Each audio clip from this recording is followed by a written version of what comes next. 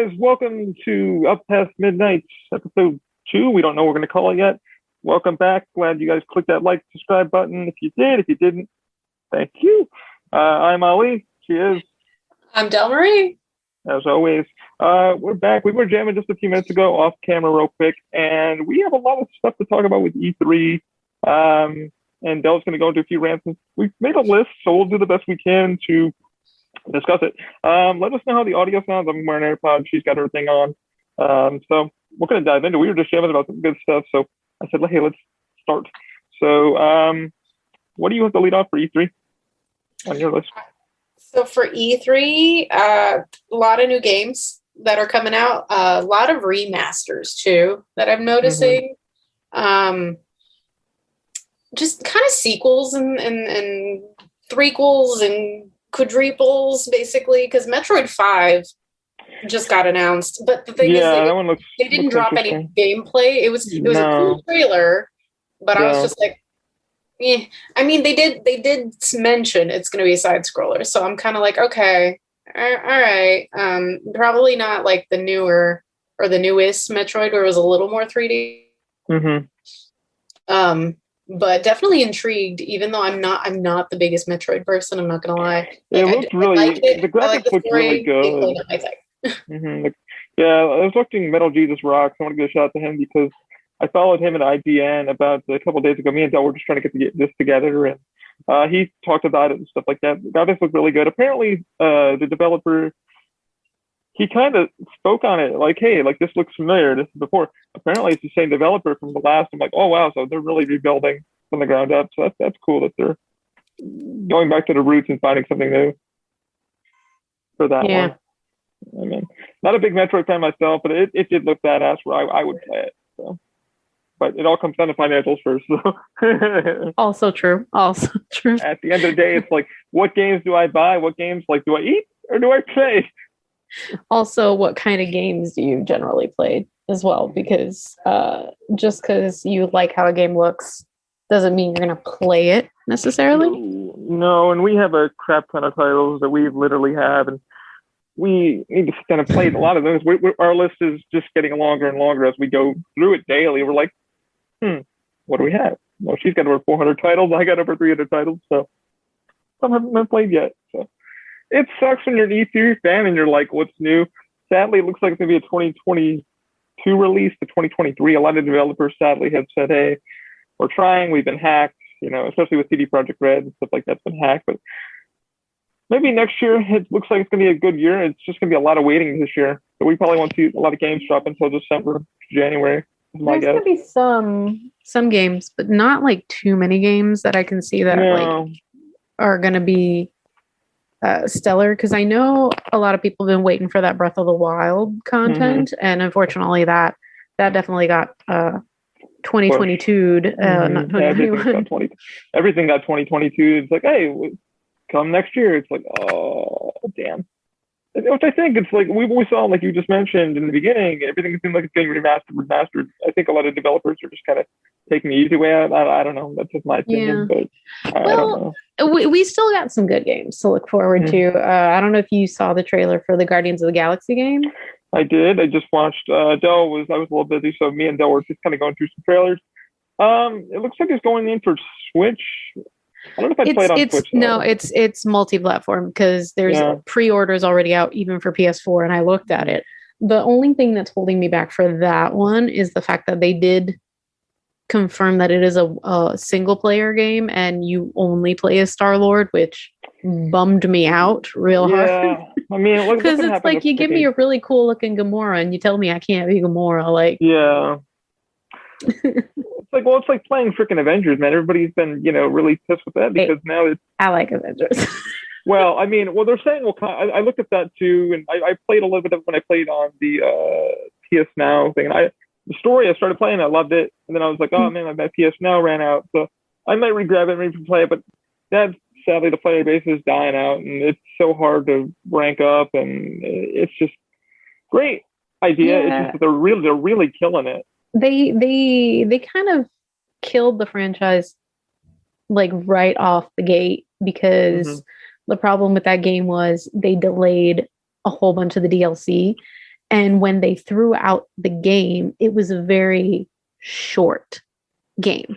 Yeah. And the DLC, they were like, yeah, it's free, but it kept getting pushed back and pushed back and pushed back. And that's what kind of killed most people's interest in it, because once they were done with, the main storyline and stuff, it was just kind of like this waiting game of, okay, now what? Never mind, I'm no longer interested. Next best thing came out. I mean, Wakanda looks like it's going to be kind of a cash grab, buffed up things, Yeah, and that's the thing. I saw a lot of young, and he's kind of went down the rabbit hole with that. And my one friend was like, you need to buy it. And I'm like, dude, I can't afford it. Like, Kevin, you got the clues. Like, get me a copy. I'll play it. But then when, our friend Vance started playing with Dell, and Dell's like, you're going to get it? I was like, I don't know, because I have so many to play. I like the story where it was going. It's going down. You could probably afford a copy later on. I mean, it's like $20 now. I mean, I'm pretty sure I can grab a copy, but I'm not really into the play to win thing. I don't like loot boxes. So that's kind of my thing. That's the thing. The loot boxes aren't necessary. You get really good, but the grind is real. Drops. You get really you get good drops if you keep up on it. Because me and Vance would get some good drops, and we wouldn't really have to grind that hard. At least at that point. I haven't played in months, so I really couldn't say what it looks like right now. I only grabbed it because when I got the PS5, I got the PS Now. I guess they got thrown in my subscription because apparently it was a GameStop purchase. So when I got it, I had Miles Morales come with it and an extra controller, because that was like my biggest thing. If I'm going to spend that kind of money for a PS5, I might as well just grab it, because now people, even with Sony just announcing again, they're saying, hey, it's going to look like it's 2020 to 2023. And I'm like, oh, crap. So people are like, hey, where'd you get that PS5 from? Like eBay, or like, how much was it? I'm like, I beat a guy up by $5. I paid $830 for it. He's like, what'd you get with it? I'm like, I got an extra controller, so, which I highly recommend for those who get a PS5 or an extra, console. Get an extra controller, because you'll thank yourself later. But it's like when everybody was playing it and I played it, and I liked the story of it, what it was, but I was like, yeah. And then like my thing ran out, and I was like, I wanted to get right back into it, but I was like, the grind is real. And I played that Destiny stuff too, and I'm like, I'm not about that grind right now. Especially when I have nobody else to play with. Like, you weren't really playing, and somebody else. I like the camaraderie of gathering. So it's like, I love single player, but I also love playing with friends if it's available. Yeah, I kind of fell out of it for a little while. I haven't even finished story mode, which is a shame, because I love it. It was good story mode. But now with the Wakanda stuff coming out, I might be picking it up soon again. And so many people think it's going to be like, that's going to be like a cash grab. Hopefully it saves it, but no guarantees. Hawkeye didn't do crap. So, well, if you're in it for like all the outfits, it is a cash grab at times, and not even a cash grab. It's just more like a grind grab, a really hard grind grab. It's like unless you want to spend that cash. It's gonna really grind. I mean, I'm hoping because I grinded enough to get like one or two okay costumes, but I'm just like, costumes are costumes, as long as my character is leveled up to where I need them to be, whatever at this point. I think that was the biggest complaint that I've heard from like Young and a few other channels that said, like, it's hard for players to get into it, because like you really have to level up your character, and it takes time to unlock a whole entire move list, which is like a pain in the ass, because you really want to feel like you're that character. And I'm like, it kind of sucks. Like, I get it. You got to grind to like unlock, power ups, stuff like that. But when it's a whole day grind thing, it just kills me. Okay. And I feel what he's saying. So, I mean, the player base has dropped. Hopefully, with Guardians, it's not made by the same developers. So that's a great thing, and it looks like it's going to be a really good game. But single player, it is what it is. I mean, you still might love it. The story pulls you in. Yeah. Hopefully. So we'll see. I mean, we'll see if they can pick it back up. Just because they did announce the Wakanda stuff recently, so we'll see if they can pick the gameplay back up. Maybe get more interest in it. But no guarantees. Yeah, it seems like it's going to be like a week, 1 day play thing, and then boom, boom. So somebody else just told me, I'm like, that sucks. But we went down, like I said, the list of stuff that we picked. Was it Tale or Trek of Yomi? I like that one. That one was pretty badass. I mean, that's like a side scroller kind of thing with this ninja thing. I like that. That was pretty cool. That one hit you more, definitely. I saw it and I was like, okay with it, but it's not my thing. I like the Nora. It did look good though. the colors look. That's what grabbed me, the color and the art design, and then like okay, like this and this. That one looks really cool. I think another one. I think that Tales one is riding on the coattails of Neo, probably. Mm-hmm. Yeah. So it's not too surprising that it's coming out.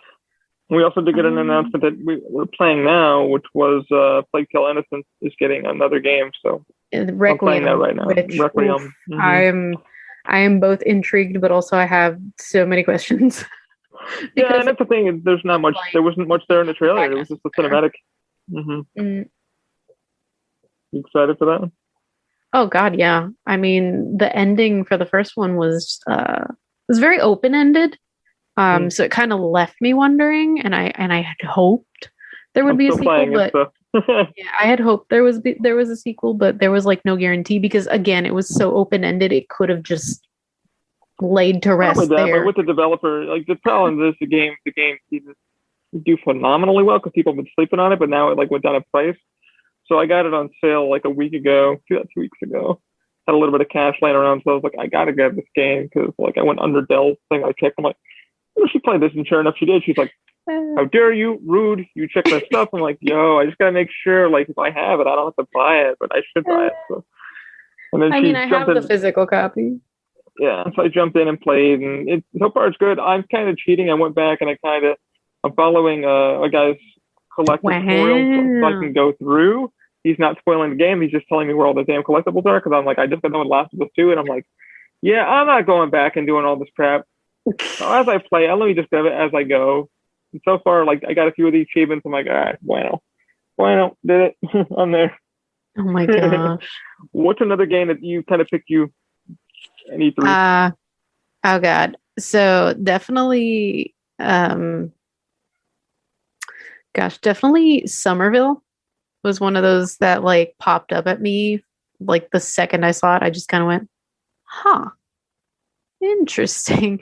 And it's because I like those kind of unique indie story driven sort of games where it's like a survival family instead of like, because again, it reminds me of the game Inside, and I'm pretty sure it might be by the same people, not 100%.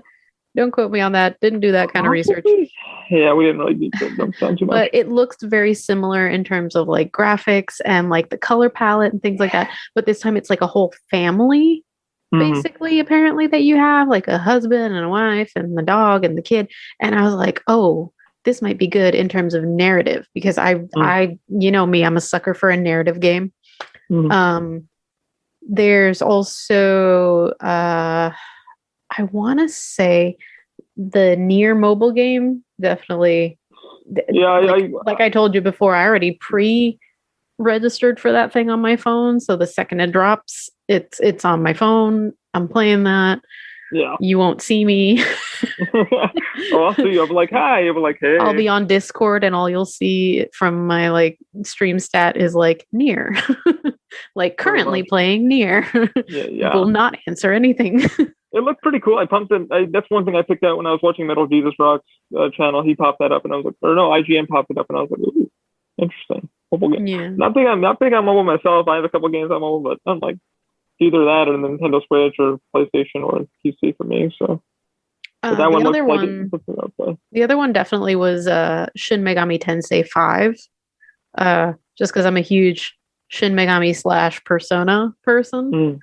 And I only ever got the opportunity to play 2 of the previous Shin Megamis because if you are part of the Shin Megami community, you know these games are tough.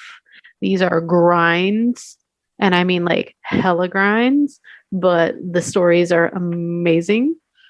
So I already saw kind of like a Nintendo Treehouse where they were actually doing some gameplay on it, and it looks decent. It doesn't look bad. I'm just hoping that we get a little more of the story as opposed to like kind of how the battle system is going, which again, very, very kind of it's on par basically with what Shin Megami is. You either get, the character fighting, or you do this whole Pokemon-esque thing where you gotta hire monsters to help you, and then probably you can evolve them and like that.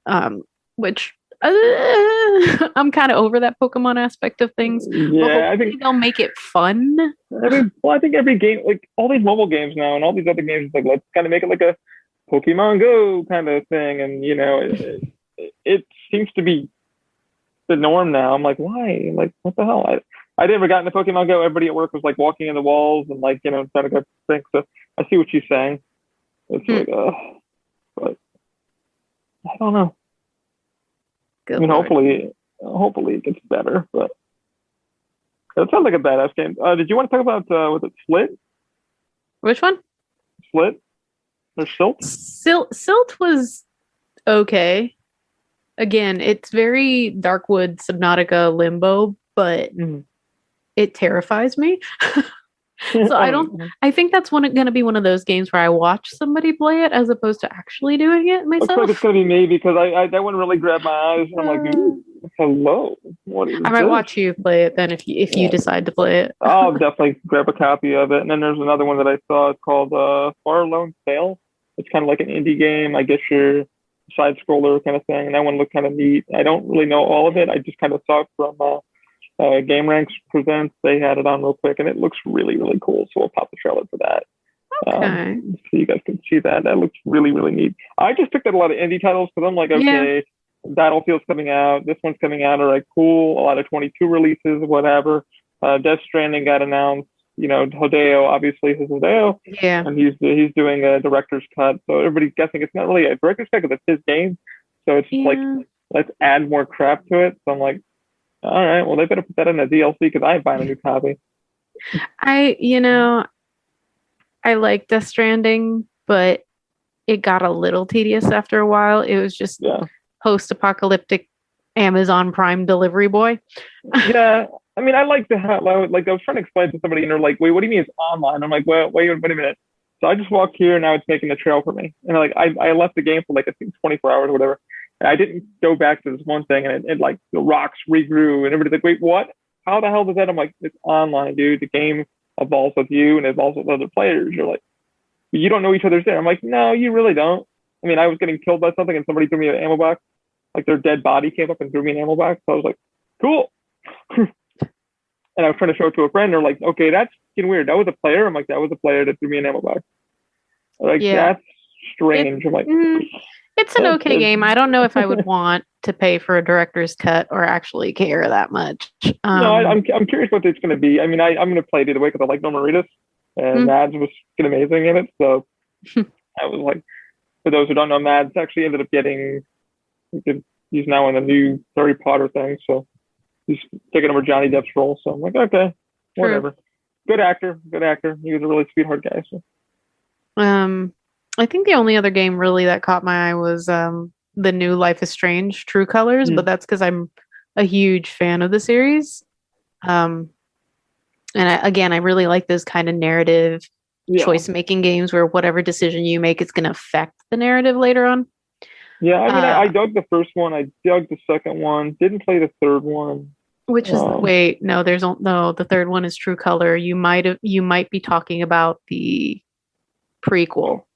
Chloe's version. So there was 1, 2, and then the dude and his brother. No, so the one that you think is 2 is actually, I believe it's Beyond the Storm is what it's called. I guess. And that is Chloe. Chloe's it's Chloe's prequel. Yeah. So it's Chloe before Max comes back. Yeah. So it's what happened to Chloe and her friend that, they were in love and things like that. So it was like Chloe's plans before Max showed up. Right. So that's not considered a sequel. Like it's not considered part 2. It's not considered Life is Strange 2. It's like a 1.5 basically. So nothing's canon. But then Life is Strange 2 would be the 2 boys. Mm-hmm. Yeah, which I ended up watching that through a video because I was like, I didn't have the money. And I'm like, the 2 brothers. Who's gonna buy this? Like, I'm not gonna sit down and buy a game. So there's a thing called YouTube. So I'm like, I'll watch it on that. And it was really good. I mean, I enjoyed it. I was like, don't know if I'd still buy it, but the new one looks really interesting. I mean, they drop in price pretty quickly normally, so it's not that big a deal. I mean, so I can probably wait for True Color Yeah. Because I did the same thing with Beyond the Storm. I got it for like dirt cheap when it came out. I would wait because like when Life is Strange 1 came out, you had to get it was a thing where you had to wait like a month for the next episode. So you'd beat it and you're like, hey, when's the next episode? Yeah. Like, oh, it's coming out in like a month. You're like, wait, what? They're like, oh yeah, we're not done yet. It's like, wait, no, this isn't like. They're like, oh, well, you had to buy the next level. They were like, let's kind of heck with you. Well, they did have the option where you could buy the bundle, and it was all of them. Yeah, which I did. So, which I think they did for the second one too. I can't remember. No, I don't remember if it was like an all-in-one thing or. I think they did. I think they did at some point, and I got it, and then I just downloaded all the other episodes because the first episode I got it for free when I think it was on the Plus, and then it was like, okay, let me buy all the other episodes when they go on sale, and then I did that. Well, the first episode for Life is Strange 1, they ended up doing, I think it was for free. It was like, hey, try the demo out, and then you get it for free, and then they kind of suckered you in. It's like, oh, you want more? Yeah. Want more? All right, well, guess what? $20 bucks, get you the whole season.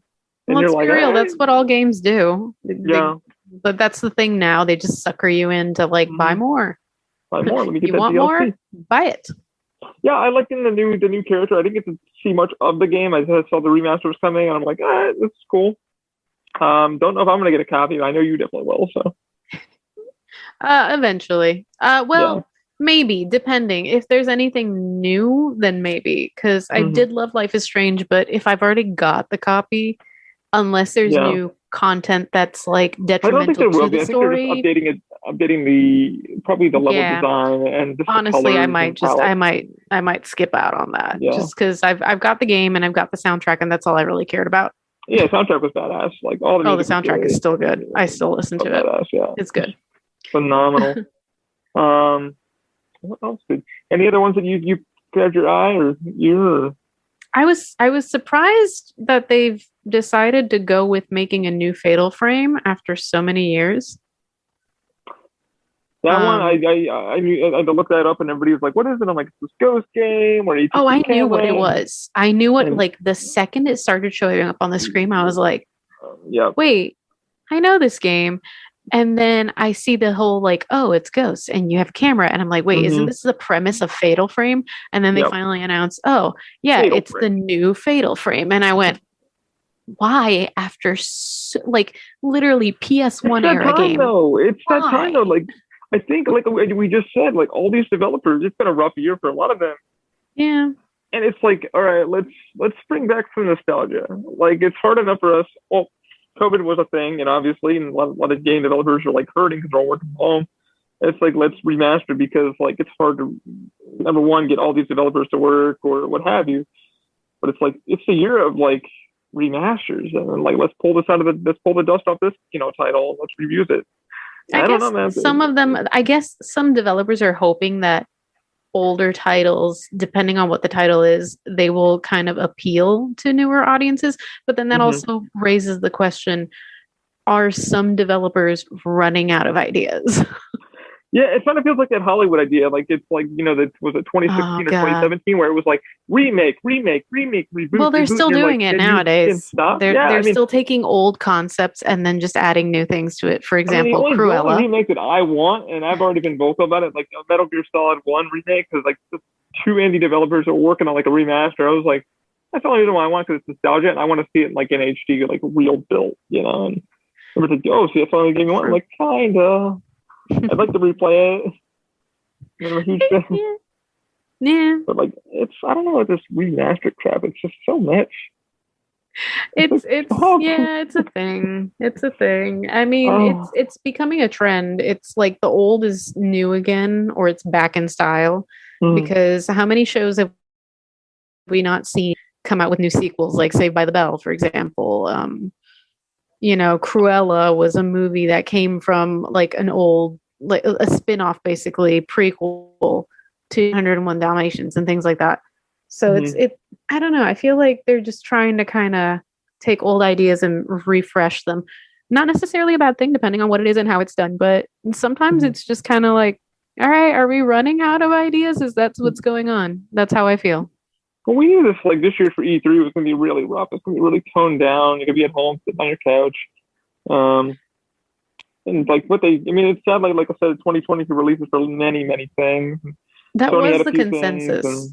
That was the consensus. A lot of people were saying that this E3 was just kind of like not that great. A lot of people were expecting more things and did not happen. The big bummer that I've heard from many different channels and friends is like, oh, there's no Nintendo Switch Pro. It's like, well, yeah, we kind of knew that wasn't going to be a thing because the rumor that I've kind of heard from other channels like Metal Jesus Rock, stuff like that, even he kind of said that it looks like when Breath of the Wild kind of hits, that's when they're going to make the big announcement of like 4K gaming and here's a new thing. And I'm like, I don't doubt it. It's Nintendo. I think they're going to wait until the boom for trying to get an Xbox and a PS5 dies out because people are still trying for that. I'm not trying for it actively, but I'm just like, I need a PS5 at some point. It was a rough go. But I think they're just waiting for that kind of like boom rush to die, and then they're just going to kind of swoop in and be like, "Hey, Switch." A thing, yeah. Components are a thing, and then people are just like going to be like, "Ah." Well, yeah, I think that's also a thing because they have to play it a little safer right now because they got into more trouble than PS5 and Xbox have right now because PS5 and Xbox, it's a matter of there's no supply for the demand. Nintendo, however, had a really big oopsie last year, which was when everybody decided, to go mass crazy and get a Switch. And then it was this whole issue of the hardware having problems. Oh my God, my eBay story sucked. I ended up calling the guy Tuck Stell and I'm like, so I'm getting a Switch. She's like, bitch, good luck. And I'm like, this guy went for 400. She's like, everybody's like, get a light. And I'm like, I have a 55-inch flat screen. I don't play handhelds that much. So I'm like, it's good to have the multiple of like, it's a Switch. Pick it up with you and take it with you. Yep. And I try to explain that to friends. I'm like, hey, I'll buy your Switch from you. Because one of my friends was like, do you want mine? I'll sell it to you for this. And I'm like, you know what? I just want it because I miss playing Mario Kart. I miss playing with friends. And sadly, I haven't picked it up in like over a week. It's just sitting in the dock waiting for me. I haven't checked Animal Crossing or nothing. Oh God. And I still got to play some more Breath of the Wild. So I was lucky and I had my Switch before all this happened. So like, it was just a matter of dusting it off because I never played it. You were for GameStop and you got it for a nice deal. So you're like, well, yeah, because again, I'm not dumb. You're like, and then you're like, think about selling my Switch. And all of a sudden, like COVID happened. You're like, nah. I thought about it, but then I was like, I'm going to dust it off and play it. I don't even care because I kept putting it off. So, but yeah, they had that issue with the Joy-Cons, which mine also suffered from the Joy-Con drift. I'm lucky I don't have that yet. So. My brother inherited my Switch and he told me, he's like, the drift is getting worse. And I was one of those people who I looked up a tutorial and I bought I didn't even know there was a freaking actual lawsuit with that. My buddy of mine, Dakota, who was on one of our old podcasts, he was like, bro, there's a lawsuit against this. Like, he had 4 Joy-Cons that had it. And he's like, Nintendo got sued, bro. There's a class action lawsuit right now with it. Still going on with Nintendo where they have to replace your Joy-Cons. I think my theory is that they're just kind of holding off on announcing too much about it until they can get it right. Because if this happens again, Nintendo's going to go down the hole. Yeah, that's money. It's like, and Sony. It's like, yes, people love Nintendo, but are they going to pay for a faulty system that forces you to buy $80 controllers like every year and a half just because one of them is not working? And yeah, they were helping and fixing it at one point by saying, oh, you can send it to us as long as you haven't opened it yourself. Yeah, and we'll fix it and resend it to you. Yeah. But there were people I lost her for a quick sec. Complaining about how it would take. There she is. Yeah, I didn't know there was like a lawsuit. I mean, I'm lucky mine hasn't locked up or anything. So I take good care of my crap. I don't throw it against the wall. I don't, I haven't bought a new. Well, to be fair, mine was pre-owned, so it got drift issue pretty quickly. So I want to say it wasn't my fault because the new system that I have, because I got the Animal Crossing one and then my brother inherited my old one. Yeah. The Animal Crossing one that I have, I've had it for like 5 months now, and I've used it quite a lot, and I haven't had a drift issue yet. So who knows? I mean, I got a compressor and stuff. So if I need to clean my controllers, I just spray that air in there and just blow it all out. That's usually what it is. From what Daryl just kind of said, I overspoke her. If you look at the tutorials, most of it is just take a Q-tip with like a little bit of alcohol, not much, and just work around and get all that gook out of there. That's what's giving you that. Oh, that didn't even work for me. Yeah. That didn't work. I had to buy a kit on Amazon. Amazon was selling little analog kits. I had to watch a tutorial and go very slowly and take that sucker apart. That was stressful. And it worked. My computer the other day. But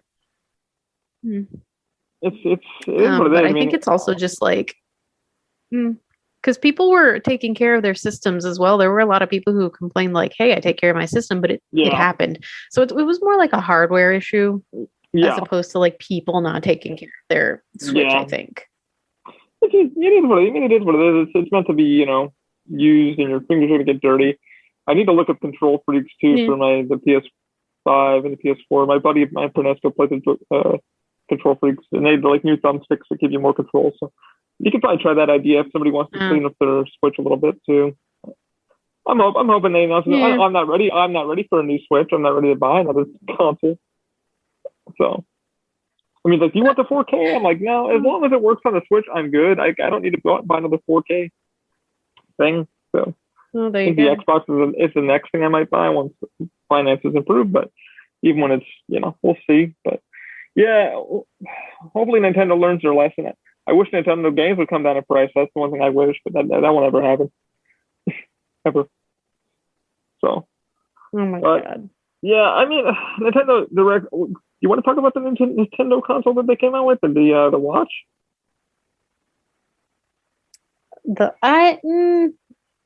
Honestly, I kind of zoned out on that one. So you can talk about it. Yeah, for those who don't know what that is, if you're a nostalgic freak, like in the 80s or 90s, I mean, I don't know much about it either. I never owned something like that. It's going to have Zelda and a few other old games, I guess, in it. Looks like the going price on it was like $299 or $300. So I guess it's going to be a limited number release. And I'm just like, yeah, cool. Like, it's like, I think it's just like don't quote me on this, like an anniversary thing, 35 year or whatever the hell it is. I don't know. So don't punch me in the face. I just kind of looked at it and was like, for that kind of price, hold on, man. Like, I'm good. I can go without. I mean, I'm not a nostalgic freak. I mean, trust me, I had like all this stuff on, it's cool having it all on the Nintendo Switch to like play, Super Mario Bros. And a few other things and stuff in my nostalgic days, but I wouldn't spend that kind of money on something like that. I could easily get a Raspberry Pi and design something like that. But there's many homebrew kits that do that. So I think it's a cool system, but not for that price. I can't justify it. So, but I saw it, but it didn't really. I think it's going to kind of do the same thing. Remember when the little portable NES came out and everybody wanted that one, but then they came out with the second. I don't know if it was a Saturn or what it was. No, it was and that the just SNES. tanked. Like you couldn't. Like when I worked at GameStop, you could not sell that thing. Like you would just be like, "Hi, do you want?" The one that's sunk right now, and I really still want to get it because it has Metal Gear, is the PS1 version. But everybody's like, "Don't do it! Don't do it! Don't do it!" I'm like, like I saw it for $30, and I was gonna grab it. And a friend of mine's like, you can homebrew that and put all the ROMs on it, and I'm like, yeah, I know, but like. Oh wait! I didn't get that one because it just. I don't need to. Most of the games on it didn't appeal. No, that's everybody else. My buddy did it. He's got all the homebrew kits on it. I can't tell you where to get them, but he's got all that crap. So on his, and one thing I don't like, it doesn't have the DualShock on it, so you can't like feel the rumble and stuff like that. It's got the old PlayStation feel, and I'm like, and the controller's really wonky, and it's crackly. If you bend it, it's got that crack feel. I don't want that. So. I mean, like I said, the only game I want is Metal Gear 1 because it's like legit. But other than that, I'm like, that game sucks. That game's not really, But yeah, I don't know where companies are like, let's get this nostalgic feel. They'll pay $3.99 for it. It's like, not today. No. Do not. I can get a Raspberry Pi that does the same thing for less. Yeah. So. But yeah, Nintendo was okay this year. I mean, I don't know. It was okay. It had its ups, it had its down. A lot of people were talking about how that new Mario Party is not great. No. I mean, Smash, if you're a fighter fan, all the, Tekken stuff got announced and all that stuff got announced. But, yeah, nothing up my alley, really. Like, Battlefield, really, I kind of was like, eh. Like I said, I was more about the indie stuff when I spotted some of the indie stuff, like, Syl and a few other things like Del just mentioned. Like, I was like, ooh. Yeah. I'm a story-driven guy. I mean, I'm Call of Duty. I was intrigued by the Super Monkey Ball anniversary. That one looks fun. That's something. Just because I played Super Monkey Ball and I was like, wait, this looks fun. Right, and I ended up playing Knockout Guys or Knockout. Yeah, I like that one too. Yeah, we gotta play sometime. That's kind of fun. I scream like a little girl when I'm playing. I'm like, I want to live. I'm down. I'm like, I'm excited. Listen, one of these days we got to go back to playing Overcooked, and then we got to play like some weird multiplayers. I would say. Yeah, we're gonna make our list. Like I said, this is only episode 2, and we got a whole bunch of stuff. Oh no, there's a list of games. I mean, I need to play Oxenfree and have you watch while I play it, because I bought that game ages ago when it was on sale. It's a good sale. It's really interesting. I have not spoiled the whole thing for myself on purpose because, what's the point of spoiling it and then I don't play it. Right. But there are some aspects to it that I'm really excited to play about it. It's kind of like a very 90s horror-esque game with a lot of discovering. Like this girl, she goes to an abandoned island with her friends, and then suddenly she gets a radio and she uses frequencies to kind of manipulate like reality and things like that. And she also gets messages from like aliens and shit. And I'm like, oh, what is this? This looks interesting. And I think there might be a sequel at some point somebody was talking about, which if that happens, I must play this game or try this game. It sounds like something I'd be really into. Oh yeah, no, I'll put it on one of these days, and I'll share play it with you so you can see and you can decide for yourself if it's something you want. Because I still need to play. Like I bought Amnesia because I was like, I'll watch you play it, but I won't touch that shit. No, I'm not touching that. I will gladly watch you jump like a little girl. I will hide in my corner with my doggy and. Nope. I'm like, she is not a horror. Yeah, so like when I saw Slit and a few other things. She was like watching him. I like watching him, even though I jump and I like slightly cry a little bit. But you cannot get me to play a full-on horror game. Like I've made my exceptions for mild, gory kind of. And you were just talking. We were sitting there about because I played Plague Tale, and Plague Tale is like the body. One of those games that normally I'd be like. I went over. There's a moment in body you go over, and all these bodies are just scorched beyond recognition, and you're like you hear the crunching because I'm wearing like surround sound headphones. You just like. Yep. And I've smelt burning carcass smell. Like I've been to like, and a friend of mine does special effects makeup for a living, and. There's this skull that I'll go into the story, but there's a skull that he made for Halloween Horror Nights for Universal Orlando, and it's cast out of resin, and there's like this fake skin that they put over it, like kind of like a latex, but it's like real skin looking. Yeah. And he's playing this video for me because I went to his house, and his shop is really cool. He's like they made a couple of them, and he pulls up in this thing. He's like opens like the knapsack. This is like for media, so media people would get it. He's playing the video, and this guy ends up like. Like starts like gagging, and I'm like, what the hell is he gagging?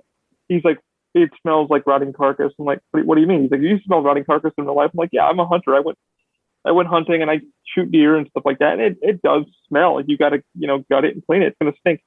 But this, like, he ends up opening a little vial for me on how they developed the smell, and it was getting gnarly. I was like, and I'm like, who made that? He's like, it's my company called blah blah blah, and it smelled like shit. Like. It smelled like rotting flesh, like gross. But I'm wondering, all these media people are like starting to vomit. One guy's on the lawn, like, and you got to pull open like the skull. Like there's a piece of like it's foam brain. It was all fake. It's cast resin. You pull the brain open, and there's the SD card. The SD card you stick in your computer, and it would give you type in the code. It's on the skull, like it was engraved in the skull, like with a laser engraver, and it said like your code is, and the media person would punch it in. It would be their invite for Halloween Horror Nights. So that's how they would know that they were invited to Halloween Horror Nights. And I was like, well, that's pretty freaking nifty. I'm like, the smell though, he's like, it took us 2 weeks to find the smell. I'm like, really? He's like, yeah. He's like, there were some other ones that were just worse than that. So yeah, Plague Tale, like I said, Dale won't. I'm surprised you even got through that sequence because there's a couple of sequences in that. It's just like, woo. Because I'm still playing through it. I'm on like. Well, the thing is, I didn't know. I jumped into that game only going off the suggestions of my coworkers when I worked at GameStop, where they were like, "Get this game. It's really good. It's indie." And I went, "Is the story great?" And they said, "Yeah, the story's really good." And I thought, "Yeah, okay." And then as I'm playing, I just went, "Oh no." Oh no, it's so gory. But at that point I was like, you know what? I'm invested. I gotta go. I gotta do it. Yeah. There were times where I kind of went like, I can't do this. I'm so bad at stealth. And if my brother was there, I'd just be like, do this for me. That's like the thing. We played the other night and Dell was like, God, why are you?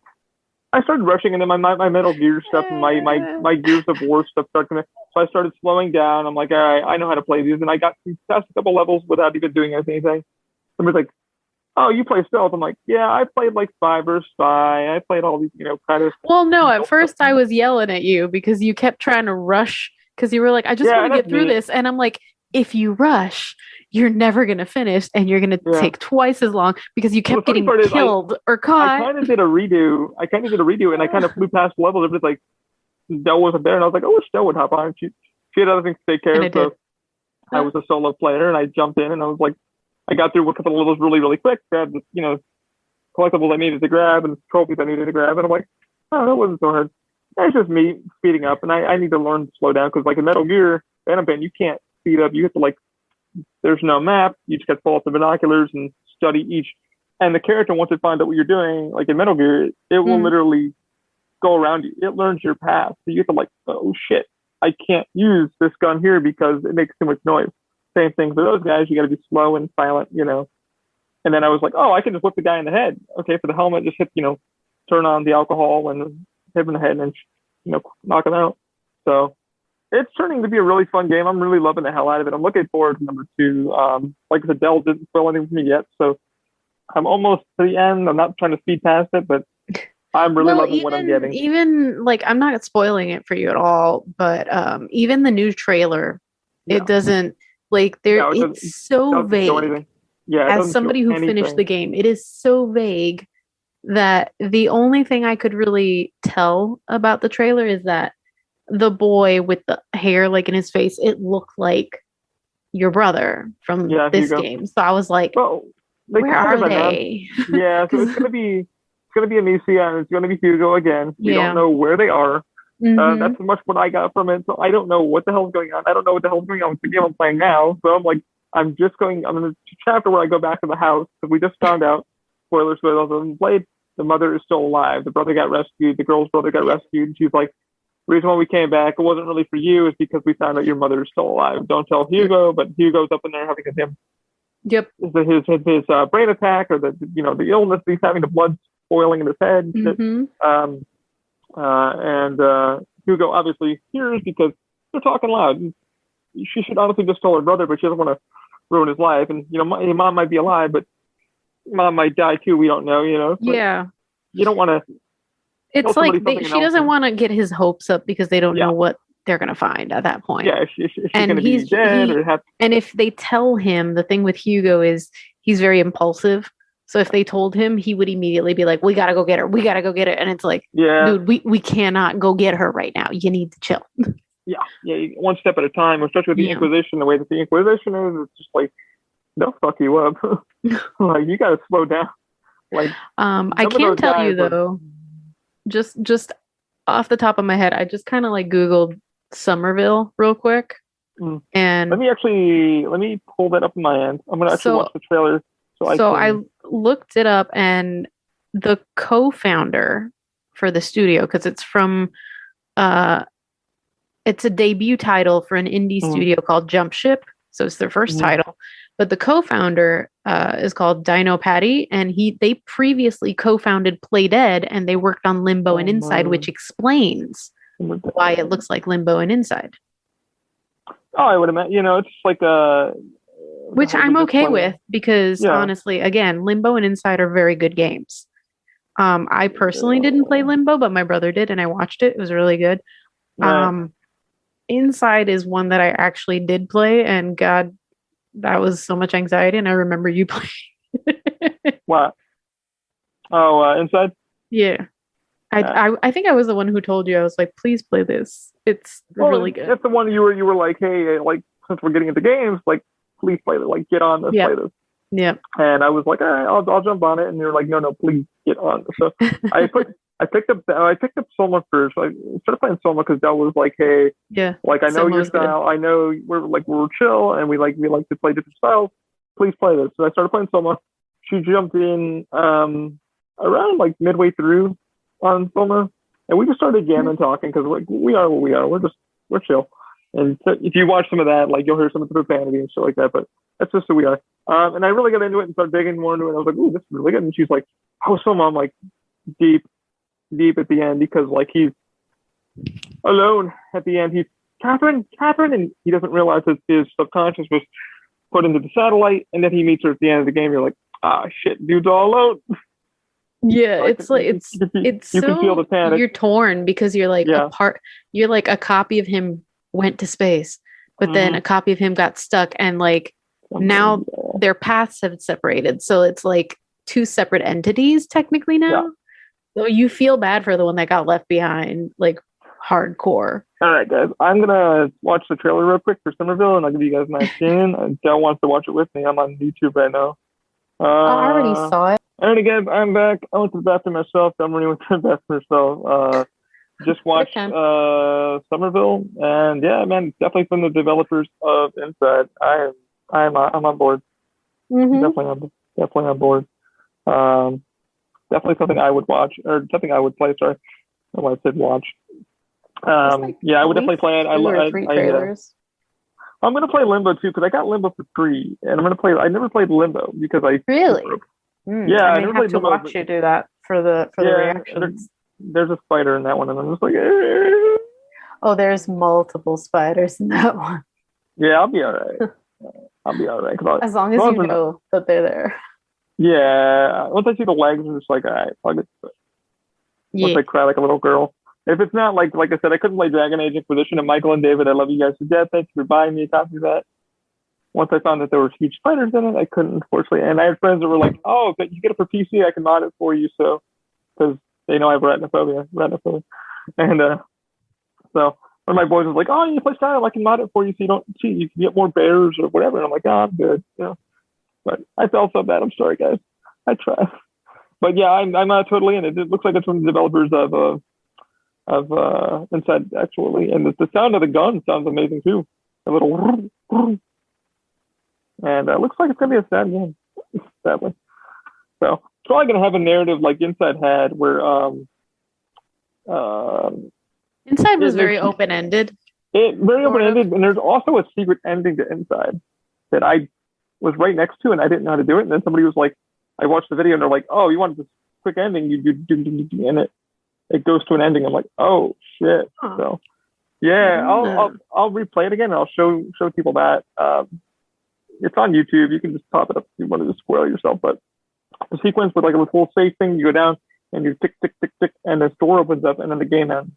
And I'm like, shit. Oh yeah, the one at the like near the beginning. Yeah. Literally, you can end the game in like a couple seconds. It's kind of like Far Cry and like Far Cry 4 or Far Cry 3. If you sit there with Pagan Man, who is voiced by Troy Baker, which we all know, if you sit there and you say, "Hey, wait for me," the game will end right there. You wait like 5 minutes, the game will actually go to its automatic ending. I'm like, what? There's like 3 different endings. They're like, yeah, like welcome to Ubisoft doing their thing. I'm like, that's wild. So yeah, Somerville, I would totally give a copy of it. It looks like I would definitely play it, but need to play Limbo for sure. I put that on my list. I actually re-downloaded it, so I'll put that on my list once I'm done with Plague Tale.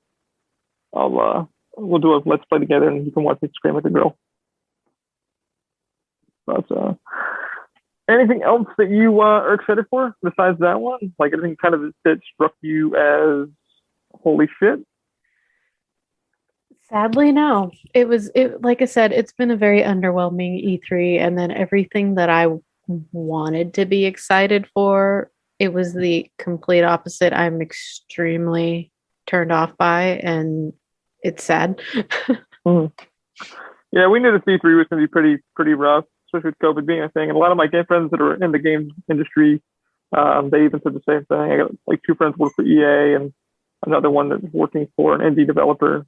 And they said it was going to be a rough year. I didn't know it was going to be this rough, but yeah, even they said it was rough. And then one of my friends knows a few people from CD Projekt Red and was like, yo, y'all need to fucking relax. Like, they're trying. They're really trying. It's not the developer's fault. It's more the company's fault, you know, as a management fault, not developer's fault. So I need to get back into Cyberpunk because I want to play it so bad. They put a new patch in, so I probably will play it sometime soon. But I don't think anybody who's a genuine gamer who knows these kind of things is actually mad at developers. It's more like they get it. I think the only people who are mad are the people who just don't have any patience and don't understand how these things work. Well, it's like trolls, man. I got trolled the other night on Twitch, and I was like, "What's this?" And I was like, "Whatever." And I just kind of went away. I just let shit go. I don't even pay attention to the comments sometimes. I've had people on Twitch like jump on, "Hey man, what's going on?" Like, hey man, let's say hi. I like to say hi. Usually you'll get somebody like, "This stream sucks." Like, bye. Bye. Oh my God. I don't do it for you. I just don't even listen to those. No. God knows how many I get for that. Mm-hmm. I know. A buddy of ours, I was just checking his out. We were finishing up our Twitch last night. We do official Twitch that Del and myself are a part of. So you'll see her on or myself on or just collabing because we're trying to really build to a future for everything and stuff like that. Because we want to give you guys a good platform to jump onto and feel comfortable in. And we've invited everybody who maybe not a gamer, just like, you know, you're just nervous. Like, don't be nervous because like we're just as weird as you may think we are. It's okay to be a weird gamer. I technically get a lot of lurkers, and I don't mind them, and I don't like to call attention to them either because they lurk for a reason sometimes. But I appreciate all my little lurkers who come in and don't say anything, but they're watching. Yeah, I had somebody walk in to say hi, and I'm like, hi, and they're like, I'm gonna watch. I'm like, go ahead and watch. And they're like, do you need help? And I'm like, actually, yes. And there was a delay. I think it was on Soma actually. I had an issue, and there were 2 dudes actually. I don't know who they were. I keep forgetting. They're on the Open Mind channel, but they're not on the Past Midnight channel. And they're like, oh, and there's a 5-second delay with Twitch, so like from the PlayStation to that. So I had to slow myself down and go, Ollie, you're doing this. Okay, cool. Boom. This. Okay, got it. And like, you got it. I'm like, I got it. So that's good though, at least. Those are some fun people that are like jumped in the stream and we're like, hey man, like what do you do? What do you know, stuff like that. So like I said, don't be alarmed, guys. Like we're building a channel slowly. We got so much to discuss, and I don't think we'll ever run out of topic because there's just books upon Final Fantasy, upon stuff like that. And movies and shows that we're geeking about. And I still haven't watched Loki yet or Falcon I have not and Winter either. Soldier. So I guess maybe we'll do me and Delmarie can actually do a Let's Watch together and maybe make that part of a podcast. I don't know. We can do a Let's Watch together. Yeah, we'll all in due time. Without her. Oh, I mean, you can watch it with me. I don't care. And like, Ollie, pause, potty break. Okay, pause, potty break. But yeah, man, join us into this and like that. Is that enough with our E3 talk? Do you want to kind of get into our topic, or? I mean, was there anything from E3 that you had been excited about but wasn't good? I feel like I wasn't really expecting much from E3 this year. I don't know why I feel out of E3. I'm kind of like the guy who's like, I'll watch the highlights. Okay. I mean, once, like back in the day, I used to be like, oh my God, E3, go on G4 and watch it. But now it's like, let me just kind of sit down and pick through what I want. I mean, Halo's being announced and this one's being announced right now, but I have so much on my plate right now with just all the games we have that I'm like, you still got to beat Horizon Zero Dawn because everybody says it's good and you really were enjoying it. You still got to finish Spider-Man. You still got to play Miles Morales. You still got to play. So I was kind of trying not to put too much on my list. It's like that meme that I sent you where it was like my backlog that I have not touched. My face when people ask me, you know, if I finished X or Y game, and it was like, ah. Like I want to get back into Death Stranding again because I want to get a couple things from Death Stranding, and then me and Del are doing this, and I'm doing my own thing and working and learning 3 different programs, the laser cut to 3D print. And by the way, I can show look at Delmarie's thingy that I just finished up last night. So this is part 1 of the headphone stand. So came out pretty good. I think so. And then her little, wow. I didn't show her this one. She doesn't even see. Her little. Yeah.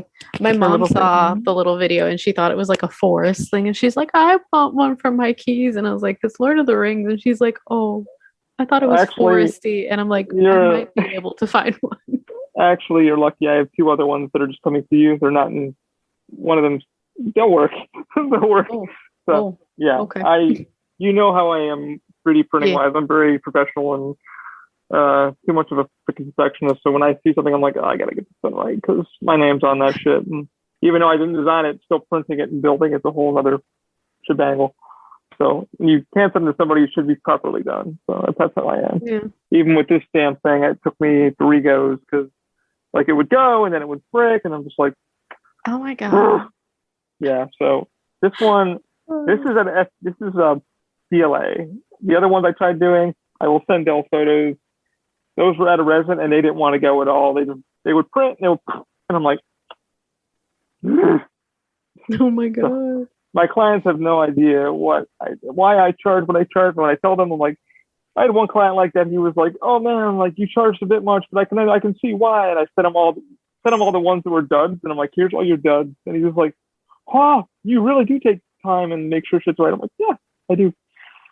Like you don't see that, but I do. But yeah, I mean, E3 was back to that. E3 was kind of not a letdown for me. I wasn't expecting much. I didn't know what to expect, but I knew going in it was going to be kind of a dud of like, not really a dud, it's just things that we were expecting. And then a lot of 2022 releases of like, hey, this is coming up, but don't expect much until next year or what have you. And the indie stuff is what I was kind of into once I was like, all right, let me see what the stuff is, and I'll watch that, and and cool. I like that one, but it all comes down to budget too. What can I afford? So at the end of the day, it's like, what can you afford? It's like, okay, you have all these titles, but you should play what you have now. Yeah, back to my thing. E3 was kind of a letdown for me, so not really, but yeah, wasn't really expecting much. But yeah, I wasn't expecting much from E3, and I didn't get what I wanted. So, I mean, I did get what I wanted. I got some indie titles, but other than that, I didn't get much. So, appointment, because I mean, don't get me wrong. I know I'm gonna get crap for this opinion of mine, but remember when we talked about last time where I'm not sure how I feel about where Final Fantasy is going. They did show off like a little bit more, a little like gameplay-ish, and they have a demo out. I haven't touched it. I haven't touched it either. Before I give a bigger opinion, but I like Ninja as a studio. It's an okay studio, but I just don't know how I feel about this new Final Fantasy Origin game that they're coming out with, which is like a hack and slasher thing with like these very not memorable looking characters. They're trying to appeal to an audience like myself that's easy to pick up. Yeah, the problem I'm worried about is this going to be another Type 0 or / Dirge of Cerberus debacle where they kind of went on side paths to Final Fantasy, and then they came up with these new styles of playing Final Fantasy where it was like these hack and slashes and stuff, and these games quickly, and I mean like really quickly, just dropped in price. There was really no audience. People weren't buying it. Maybe now, who knows, maybe like the audience has evolved enough to be where they can say, yeah, now we will probably have a bigger audience for it and people will actually want to play this game. Probably so. I mean, like, I played like I don't know. I mean, like I said, I'm going to play the demo first, but I hate that all these new FF games are being announced, like 16 and 7 the First Soldier, which is like a 30-year before the actual game thing where everybody's like, y'all get to play a first class soldier online on this like MMO kind of weird thing. And I'm just like, I don't know. I feel like in trying to get new people into the franchise, they're forgetting the older fans. And I guess it's fine in a way because the older fans probably aren't playing as much Final Fantasy, like not like me. And I think it's becoming a cash grab. They do have the older fans still who are just kind of wishing, that it wouldn't go. It's like me with a few games. Like, it was like, would you want this game? And I'm like, I want a remaster of this because it's so nostalgic. I mean, I want to see it remastered for this season. And like, we got Mass Effect Legendary, and I'm like, are you gonna get a copy of that? I'm like, can't afford it right now. Did want a copy. Had to take it off my pre-order list, but I'll get it soon when it's in price. I liked. Don't get me wrong. FF7 remake is okay looking, but in terms of playability, it's very different to the old school games, and it's not a play style that appeals to me necessarily. Right, it gets very frustrating when there's too many commands to do different things, and I forget them constantly. Yeah, I see what you're saying, because you're not like a button masher. You're like more strategic of like, okay, I'm doing this from sub menu A to sub menu B. Boom, boom, boom. It's kind of like Persona 5. It's like, okay, I'm doing this, I'm doing this, I'm doing this. Okay, I know these sequences. I don't need to go to hit A and B to do this, or X or Y, extra circle, or what the hell have you. I can see where you're.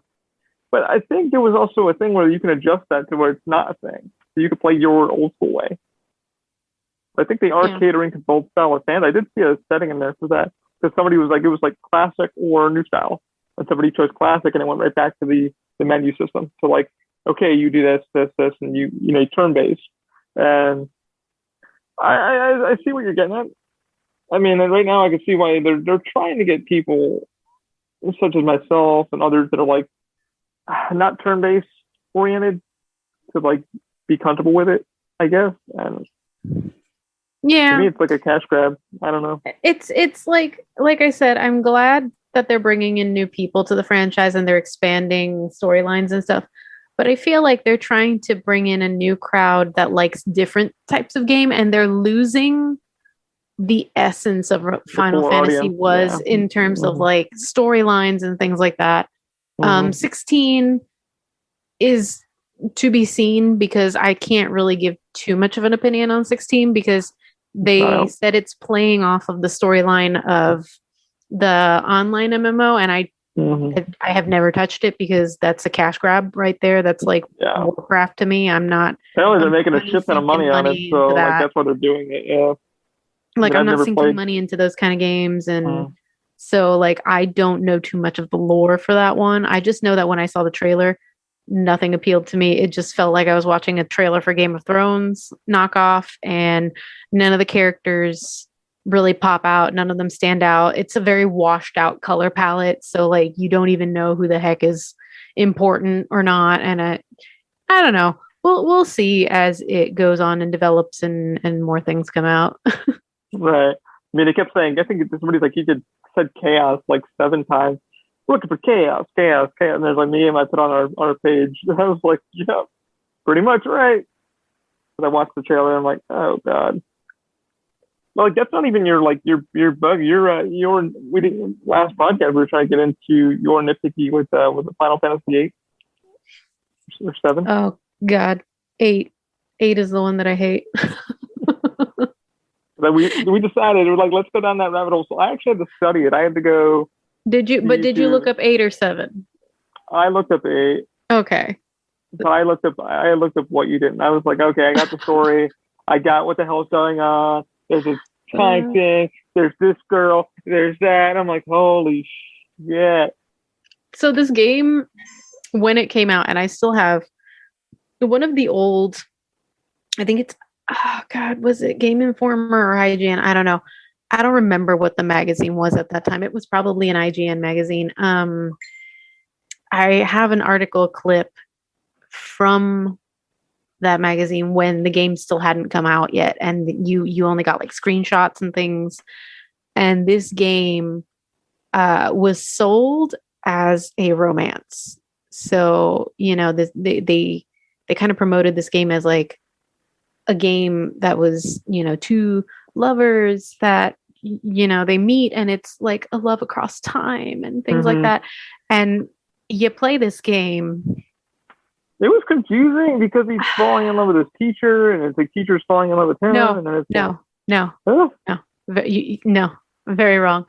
He does not care about anybody at the beginning. He's very aloof because when he was very young and a child, he had a girl that was like his older sister at an orphanage, and I guess she disappeared on him, or she didn't get adopted. She had to leave because she has a power that really never gets explained for the whole game. It's the one thing that you're just kind of sitting there going, how can she do this? And it's just this whole, you have to trust that she can do it because she can, and that's it. And she can basically kind of send people back into other people's memories, which is what she spends most of the game doing. And you don't know it's her until you meet her again, and then she's like, oh yeah, I've been doing that. And then you're just like, why though? So basically she just has to disappear because she has a power that like sorceresses want and the military wants, and yada yada, so they have to hide her. And he's just so heartbroken that the one person he loved and that he'd opened himself up to left him, and he's just like, everybody leaves me and I'm all alone, even though he's in an orphanage with a whole bunch of other kids he just does not care to be very friendly with. So he just kind of like grows up and becomes this very aloof human being, which is where you start the game. He's very aloof, and his teacher, who is like a year older than him, has a crush on him. But he's like, when she confesses it to him near the very beginning of the game, he just kind of goes, no. He just kind of goes, whatever. I was right, and I was like, no. His teacher did. She stopped. She's like, I'm not part of this military thing anymore. And they're like, he's like, fuck you. No, she basically confides in him. She's like, oh, I had to step down as a teacher because apparently I'm not that good of a teacher right now. Things like that, yada yada. Yada yada. Just kind of goes. He literally tells her, why aren't you telling it to somebody who actually cares? Like straight up, the dialogue is him just going, you should tell this to somebody who cares. He's just like, oh, I thought, like, and he just kind of, he literally, his catchphrase is whatever. And he walks away, and I'm like, oh, okay. But no, it's so discomforting, this game, to me, because there's this, he finally, like, the love interest is this girl who was dating his rival at the beginning of the game.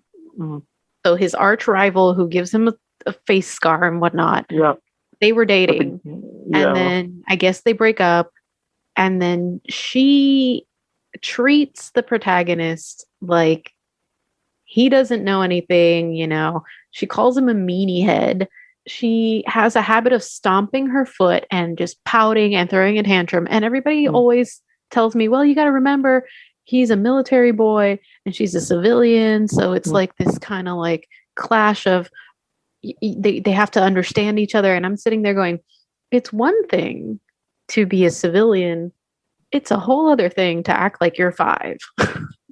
Right. Which is what she does during most of the game. She is very impulsive. Either, She's like, I'm so great. It's like, she's very impulsive. She's the daughter of a military general, and she leads this this rebellion group, right, trying to get the military out of this town.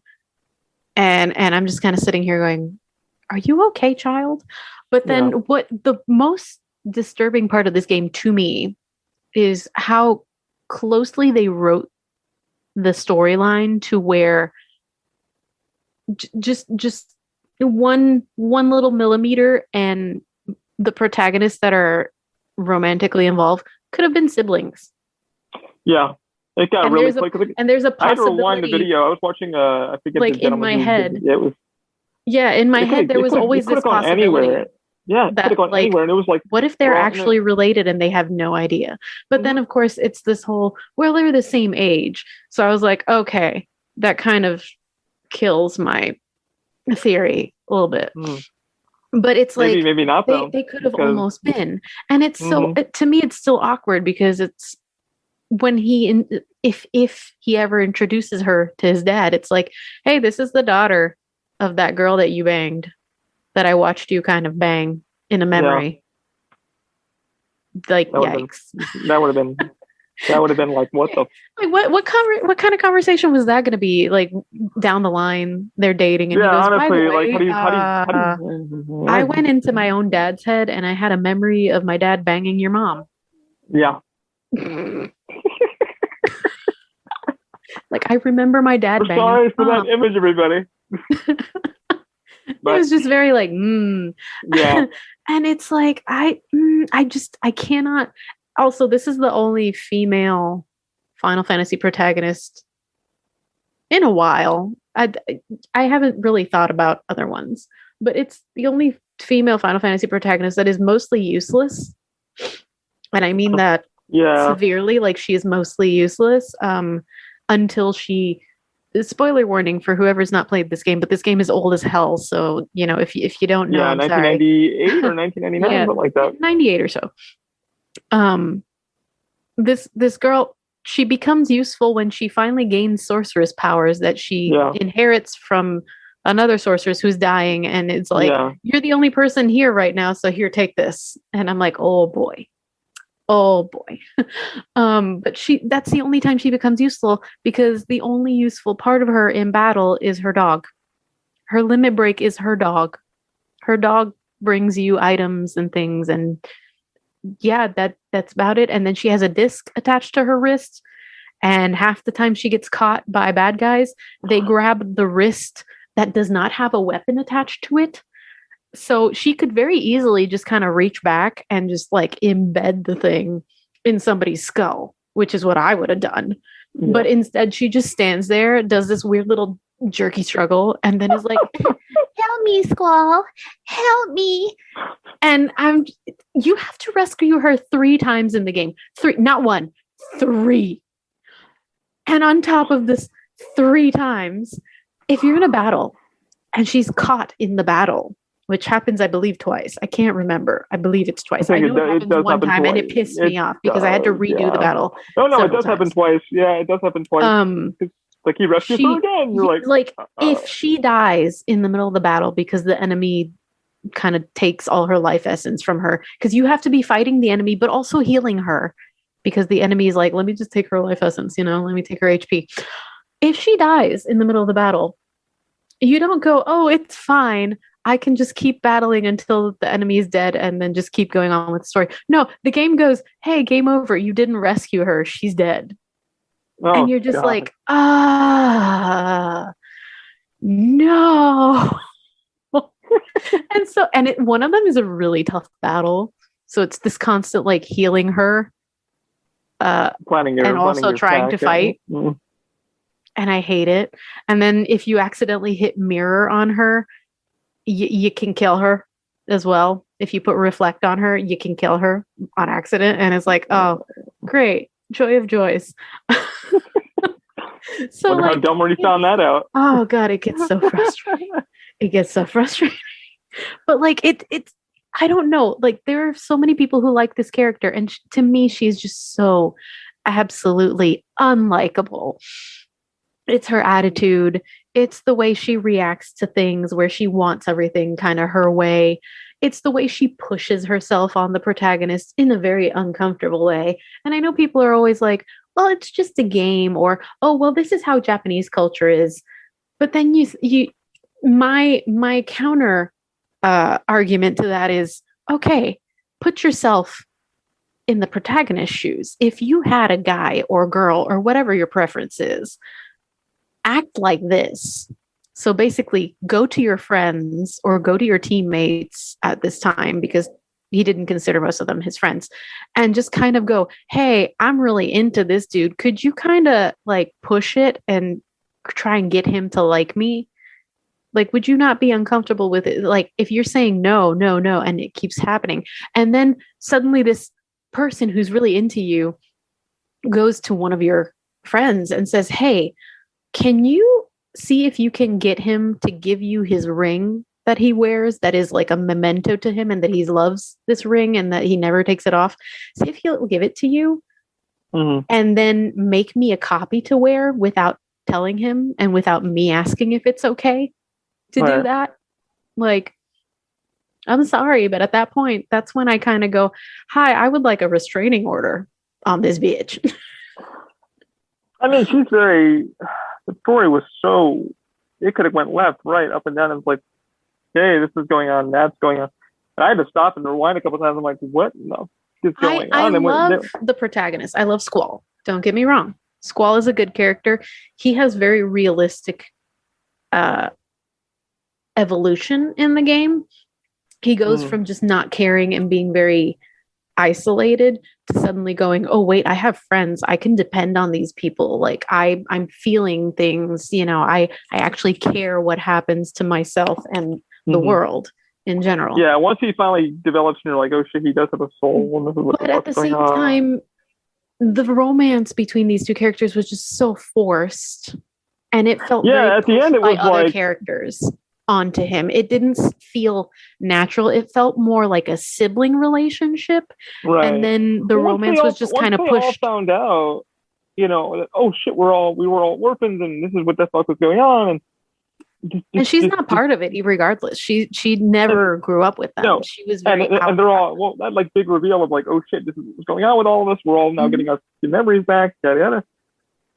This thing, and then you're like you said, the story could have gone any which way. I think they had a lot to write, and they're like, okay, that's not working. Let's go this way. Let's go that way. And it's like, she's gonna fall in love. Like, that's what they were taking. They're like, these two are gonna love. You're like, yay. And then Cypher, you're like, okay. I also really didn't like that part of the narrative where it's like, oh, here's a convenient plot twist. All of us grew up together. Right. And it was really like, I was looking at, I'll see if I can find the video that I watched. It's about a 6-year-old video, but the guy did a pretty much an hour breakdown of the whole story and read it all out to you so you can kind of understand it. So I didn't have to play the 10 hours campaign. He broke it down and he had some smart ass shit to say too. And I was like, okay, got it. Yeah. But even he was like, okay, we're all from an orphanage together, and this is what's been going on, and holy shit, we're just realizing that we're all kind of related in some form. Well, they're not related. They all grew up in the same orphanage. They were all orphans. Yeah. Which was like, what the fuck is that? The only ones that might have at some point could have been related would have been Renoa and Squall, which is why I like the idea of them having more of a sibling-esque relationship, which felt natural. As opposed to that forced romance where even in the game, when you had the choice to give answers to her during intimate moments, if you responded negatively, which is what I did all the time because I was like, stop pushing, stop, I don't want this. Your friends would retaliate by being like, why are you so mean to her? You should be nicer to her. She really likes you. And I'm just like, no one is obligated to be nice to someone just because they like them. No one. Like, I like how you bring the realism into it. Well, this was also my pet peeve during Remake, to be fair. My pet peeve was that all the females thirst over Cloud in a very uncomfortable way. And I know a lot of guys who would joke like, oh, I wish a girl would like a hot girl like that would thirst over me like that. But then I would go, but would you like think of it in real life? Hot or not, if a girl actually like pushed herself onto you that way, would you not kind of hesitate and step back and be like, you genuine or are you a little psycho? Because sometimes it turns out to be psycho, guys. Just a heads up. Girls can also be cray-cray. There's something up there that's kind of some girls can be obsessive, and it's like I got a friend right now that's at work that has a restraining order. I always remember this. I don't remember if it was a movie or an episode to a show or something. No, it was an episode to a show, I believe, where this girl's just so obsessed with the guy that she goes, I baked you a pie. And then he's like, oh, okay, thanks, cool. And he eats a slice of pie and he's like, it's really good. And she's like, my hair is in that pie and you just ate it. So You've got a piece of me in you. And I just kind of sat there going, what is wrong with you? So what Delmarie's referring to, which is hilarious, she's referring to Family Guy when Meg couldn't get a date to the dance. Meg. Oh my and God. then Meg is Meg and Brian's a dog, obviously, so it's like bestiality right there. Not that that's weird or anything. So anyway, please. So they're going downstairs. No, reiterate that is weird. Do not do bestiality. Well, I mean, look what we touch on. Anyway, so Lois is going down. Like they're taking a prom photo, and like he's like, did you put weed in my? He's like, weed's in your pocket. So he's like, all right. They go to the dance, and they're like, Brian's dancing with her, Meg's falling in love, and all of a sudden, like Brian gets shit-face hammered, and all of a sudden, like one of the girls like picks on Meg, and she's like, you know what, Connie? Blah blah blah. And like Brian tells her, you know what, Connie, you're just gonna be washed up, you're giving hand jobs, whatever. And he barfs all over, and they start like he barfs, and they make out or whatever, and she falls in love with Brian, and then she like ties Brian up like this like thing, and she's telling Brian's like giving everybody clues like, yo, Meg's fucking psycho. And then she's like, hey Brian, you want a piece of pie? And he's like, it smells kind of good. He eats it, and he's like, what's in it? You want some Cool Whip? And that's where the Cool Whip comes in. Stewie always says. Eats it, and then like, a part of me is inside of you. My hair is inside that pie. And then Stewie's like, can I get a piece of pie? He's like, sure. He's like, can you get some Cool Whip? Cool Whip? And then he eats it. He's like, you're eating Meg's hair. And he's like, ah! That's a little skit. Yep. I explained it too much, too long, but you guys got it. But I'm surprised I grabbed your ear. But like, going back on this, even though it's my personal pet peeve that I don't like this character, right. Everybody can feel how they want, and I know that people are going to go in the comments going like, it's just a game, it's supposed to be unrealistic.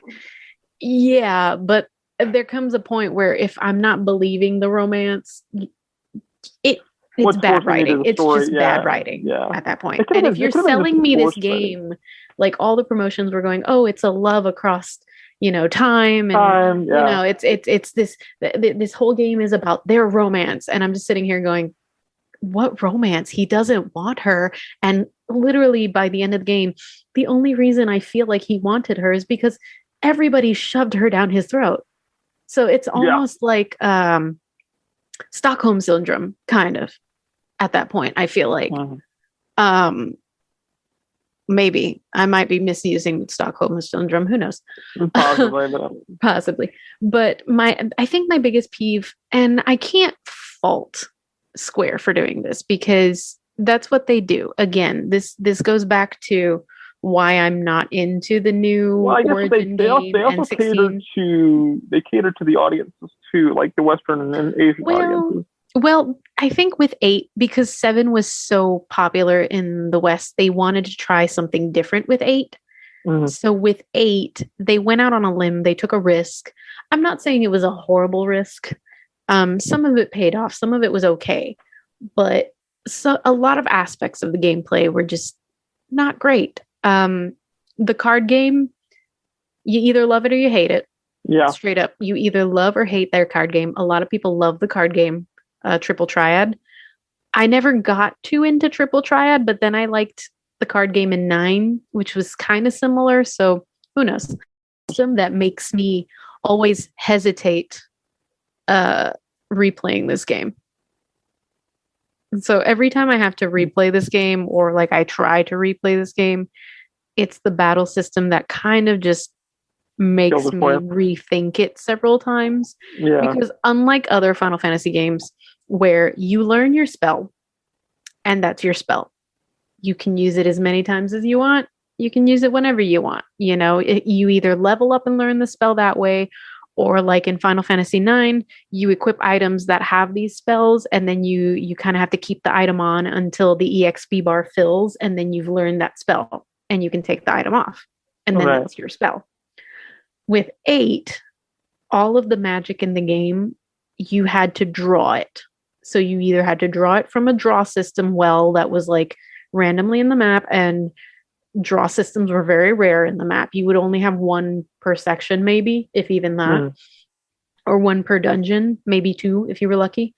And the only other way to get draws is when you're in a battle, you would draw magic from the enemy, and you could draw up to 99 of each spell, depending on how long, you're drawing or things like that. Like you'd accumulate them. You could only have up to 99. And then as you cast your spells, you would deplete these spells. So it was like, it added an aspect of tactic to the game, but also frustration, because if you were in an area and suddenly, boss battle that I didn't know was going to happen. Oh, wait, he's weak to fire magic. I don't have that. Yeah. Or, I did not draw any Faragas. I have nothing. And then you're just stuck in this area where it's like, if you're like some people where you literally run through the game trying to get through the story and just kind of skip the grinding, at some point you would get to where you're too low level and you still kind of go YOLO, I'm going to suicide run this dungeon. Right. And you do it, and then you get to, you barely make it to a save point, and you're like, oh, thank God I'm at a save point, should be better now. But then you realize, I have no items, I barely have magic, I cannot fight any monsters or I'm going to die. And then suddenly, boom, boss battle right in front of you. So it's just like, I am stuck.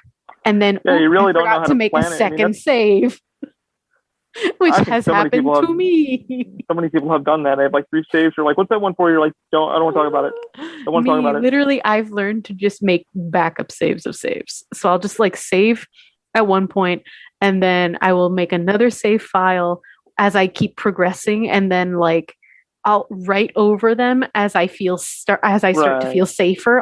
I'll write over certain ones just in case, but I'll keep other ones. I always wonder that with friends that play Final Fantasy and shit, like why there were like 6 saves and they're like, not number 1. Like, why? I'm stuck there at here. I'm over. Like, yep. Yikes. There are a lot of, and now there's a lot of games where you can't even do that. It's just one save, and it just auto does it for you. What game is it? There's a game that I'm playing. I forget. Oh, Little Nightmares is one of those games where you only have one save.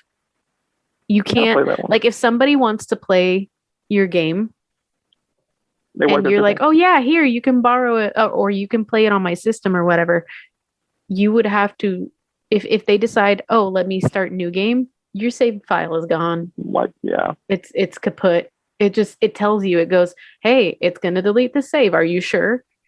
And you're just like, no. So like only one person can play it at a time. Why they would? I get why they're trying to do that, but at the same time, I'm like, what the fuck? It was definitely short-sighted of them to do that, because I thought to myself, what if I want to watch somebody else play it, but also not kill my save? Yeah. Because once you lose a save, man, that's hours gone. Yep. I mean, especially if somebody wants to play it on my system because they don't have their own. Yeah. So. One game I do need to pick up. I saw that I'm like, panic. And they have it on, I think, VR now too. Yeah. Like, but 8 was just weird because of all the risks they took. Spend hours in a field looking for a certain enemy because that certain enemy had the one magic that I needed to draw, and then you just kind of have to stand there letting them hit you and just drawing and drawing and drawing with all your characters for a while. And then if you changed a character, or if a character was forced on you, you had to go into your menu and be like, okay, what does this character have? Oh, you barely have any magic. You have to move your magic from the one character you're not using in the moment to the other character so that they have things. And it's just such a pain in the butt. That's fucking tedious. And then there were only like a certain amount of weapons in the game. And to get these weapons, you had to find magazines, like these little weapon magazines. And you would read the magazines, and then you would unlock the ability to like create these weapons. But then you had to have the items to create said weapons. And that was another pain in the butt. Instead of just being like, hi, I would like to buy this on your shop, please. Thanks. Bye. Yeah, welcome to Destiny 2, man. Destiny 2 is just like it. The grind is real. It's like, listen, I don't have all this time to be sitting here trying to draw 99 fires from this one enemy that I can one hit KO on accident. What was if I try? Story length, do you know? Was it like 23 hours? What was the story length, do you know? For like 8? Yeah. Listen, I have erased 8 so hard from my memory. I don't know, but we'll look it up right now. I'm guessing that's why they're like, hey, let's make them. I like how I googled FF8 story, and the second thing that shows up in my suggested search is FF8 story bad. FF8 story explained. FF8 story Reddit. Don't go down the Reddit hole. Oh my god. Laguna story? I do love Laguna, but also, that was really weird, the fact that you find out later, oh, hey, this is my dad. I'm playing my dad. Thank you. Oh, good. Sorry. A little bit of Jon Snow. So I guess like it says the main story is about 40 and a half hours-ish. That's why they added all that grind. Yeah. On purpose. They wanted to slow you down. I guess that's why they did that. Yeah. They say that to 100% it's about, depending on what platform, it goes anywhere from 80 hours to 95 hours on PS2. Wow. Dang. Yikes. Yeah. I couldn't, I mean, replay it, like, you get your money's worth. You can't complain on that front. Yeah. I would always tell myself when I'd see an FF8, not FF8, when I'd see any Final Fantasy game in PS1 and PS2 era, my excuse was like, it's pricey, but I'll get my money's worth in hours that I'll play. Yeah, that's if you play too. Like I remember like one game I played and it was just like long as shit. Yeah. Like how many hours? Even like 40 hours. So like 40 hours. I'm like, well, that's like throughout a month. You know, I don't sit down play for 3 hours. Sit down play for 3 hours. I mean, I've got some people that grind all effing day. Yeah. So, I know 8 also was one of those games where the soundtrack wasn't the best. At least compared between 7 and 9. Yeah, it was okay. It was very okay. I have maybe 3 songs in that whole soundtrack that I like. Everything else, I could hear it once and then just kind of move on from it for the rest of my life. Right. It's not like 9 where I still listen to that soundtrack to this day because it's so good. I can listen to it. Put it on my Spotify. Oh God, listen. Okay, but like Nier soundtrack, please, for the love of God, I need you to get the Nier soundtrack. I have it. I need you to get it. It's so good. I will find it for you. It's on YouTube. Somebody has a whole playlist of it on YouTube. Well, you've got the email. Send it on over. I'll send it to you. I got you. But 8 was just... I feel like they took too many risks on 8, and then the story gets really convoluted. And I mean that there's so many theories on the ending, but there's no concrete, like... I would love to see what the writers room is. Like, I really would like to see what the hell they didn't even give us that. They just kind of went, here's this ending, and everybody goes, oh, well, what if Ultimisia, who's the big baddie, is actually Renault in the future because Squall got killed and she went crazy? Has anybody ever like looked into the writers room? Have they ever I'll be honest. I'll be very, very honest. This is the one game that, because I don't love it, I don't fall down a rabbit hole looking for too much about it. The one thing I looked up about it was this really intriguing theory about one of the characters I actually like in the game, because there's only maybe 4 characters I like in the game. Right. And one of them, whose name is Selphie, Tilmitt, who's one of my favorites, weirdly enough, because she's very perky, and a lot of people are like, I wouldn't think that of you. And I'm like, you're not wrong. You're not wrong. She's just very not a character that I normally would get attached to, but here we are. You never know. There was a theory that was backed up by encrypted data that people found later on when they data mined the game. Data mine that bitch. Which is where a lot of people data mined, and they found out that she had the strongest spells in the whole game. And I mean the strongest, including her limit break in the game itself. Her limit break, if you knew how to develop it and go fast, you could get her to play a spell that's called The End, which it literally plays like one of those cartoon endings where it's in a field of flowers and butterflies, and then you see the end, that stereotypical cartoon The End. Yeah. pop up on screen, and it would KO even a lot. It even KO'd a lot of boss characters if you could get it. And the thing is, you would have to get it though, because her limit was called slots. So you would have to kind of go through and see if you could get like a 3-time spell, and then you could bam, bam, bam, 3 really powerful spells. She had Ultima. I think she had Meteor. She had like some really intense spells, but then it turns out she had even more spells that could have turned the tide of the game and made her like almost too OP in the game, basically. Right. And it led to this theory where people were thinking maybe she was meant to be the sorceress instead of Rinoa, which to me, and a lot of people are like, no, that's been debunked. I know there's a Reddit thread that I read last year that was very intriguing, and some stuff was debunked, and they were like, yeah, no, she wasn't meant to be an actual like sorceress. It was just a thing that they gave her that she had, and there was no explanation to it, like most of the plot of the game, where it was just like, here, take this. We're not going to tell you why. Just go with it. That was pretty much the game. Just go with it. Meanwhile, I'm sitting here going, I can't. I need to know why. I need to know every rabbit hole. I just literally was like, listen, I need explanations for why all this is happening. It's just dumb. But this character also, to me, in my head, I was wondering if maybe she was also meant to be in the early drafts, the protagonist, because there is a piece of art that is like one of the first pieces of art for this game that Yoshitaka Amano drew, and it is Squall and Selphie sitting in the grass, like on a picnic blanket overlooking the garden that is their military thing. And it's just, if you look at the picture, it says Squall and Selphie. So my theory was like, maybe she was meant, because as you play the game, you start to think to yourself, maybe this is what was supposed to happen.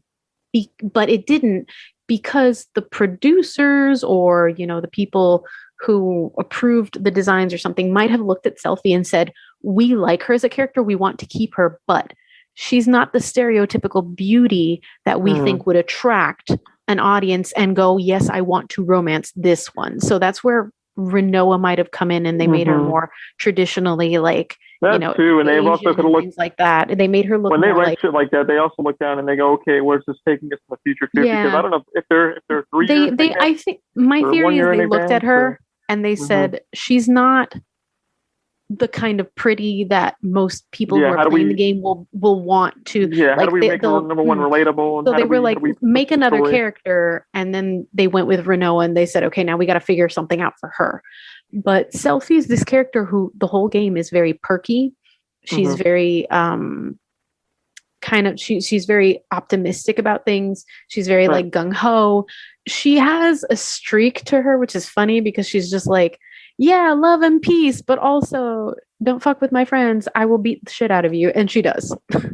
She blows up a military base because they had blown up her old school. Like when she found out her old school had been like attacked, she looks at Squall and says, I want to blow them up.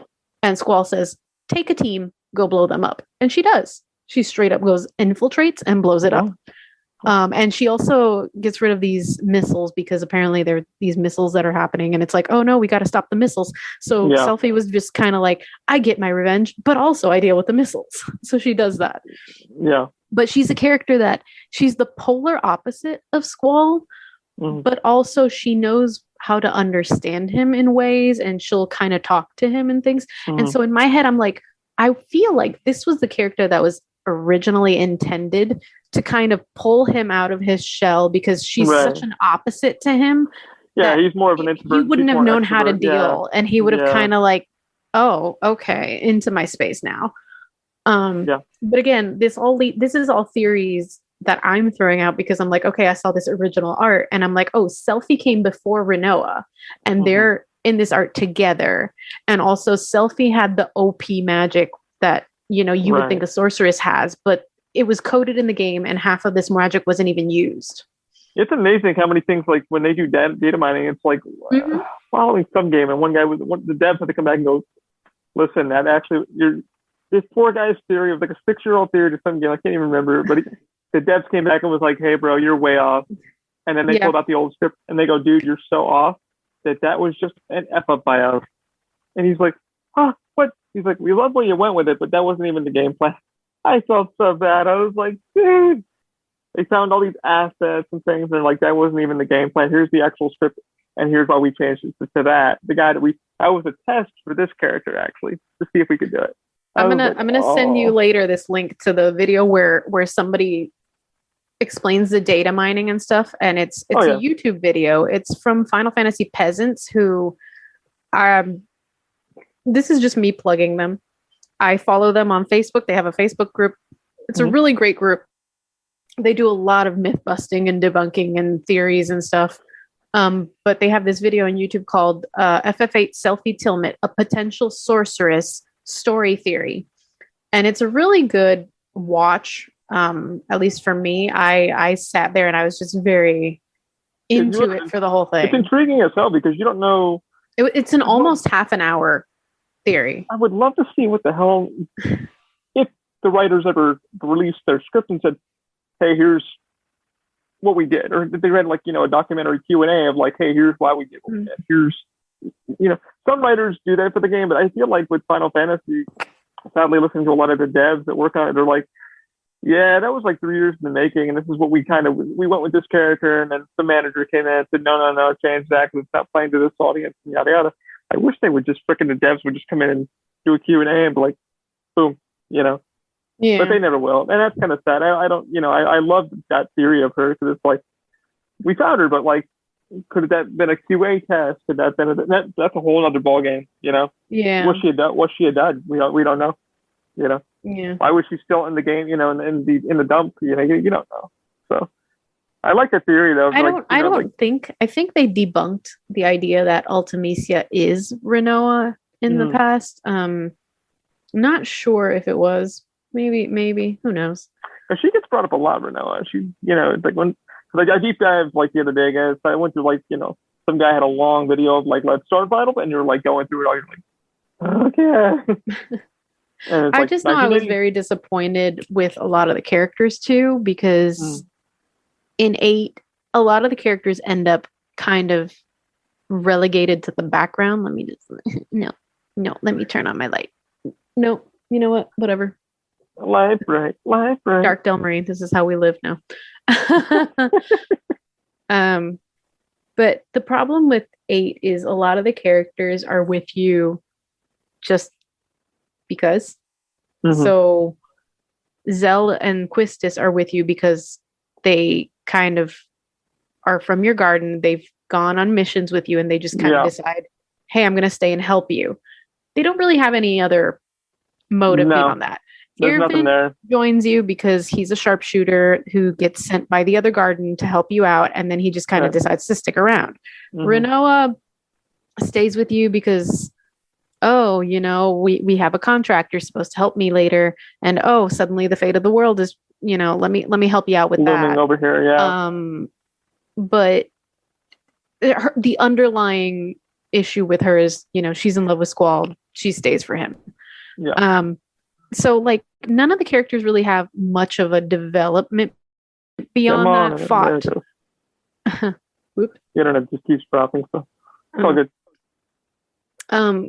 Zell kind of has that life where you learn he has a mom that adopted him, and he learned to fight from his adoptive grandpa, things like that. You don't really learn about Irvin and Selphie. You learn that she came from another garden. That's it. Like, she's a transfer student. You don't really know their lives beyond that. When 9 came out, that's when it got good, because Final Fantasy 9, each character, you get their background info. You get who they are. You get to see what motivates them, what drives them. And then they have a reason to join you in fighting for the greater good. Everybody else just kind of, in 8, everybody's just tailing along with Squall, and they fade a little into the background.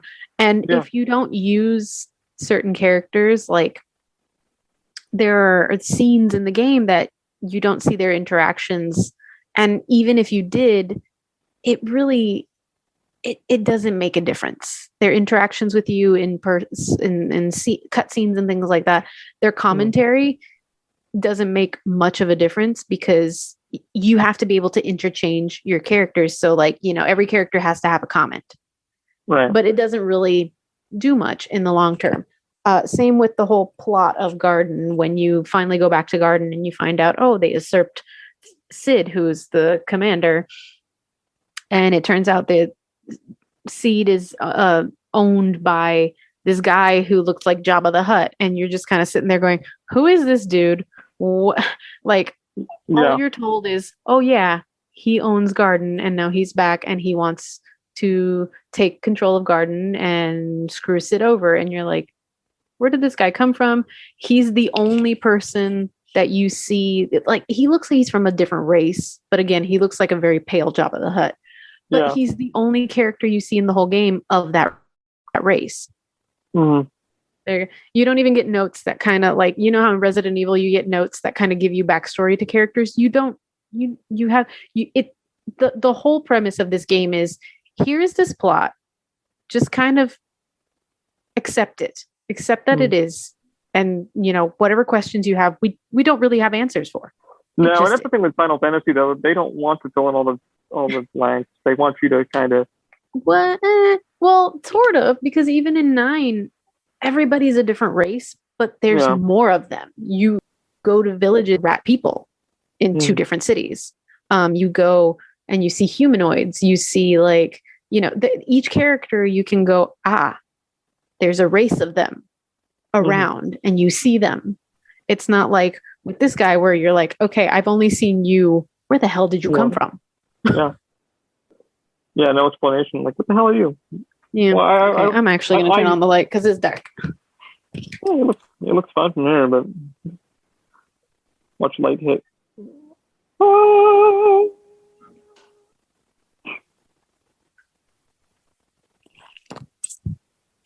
Yeah. I can see you now.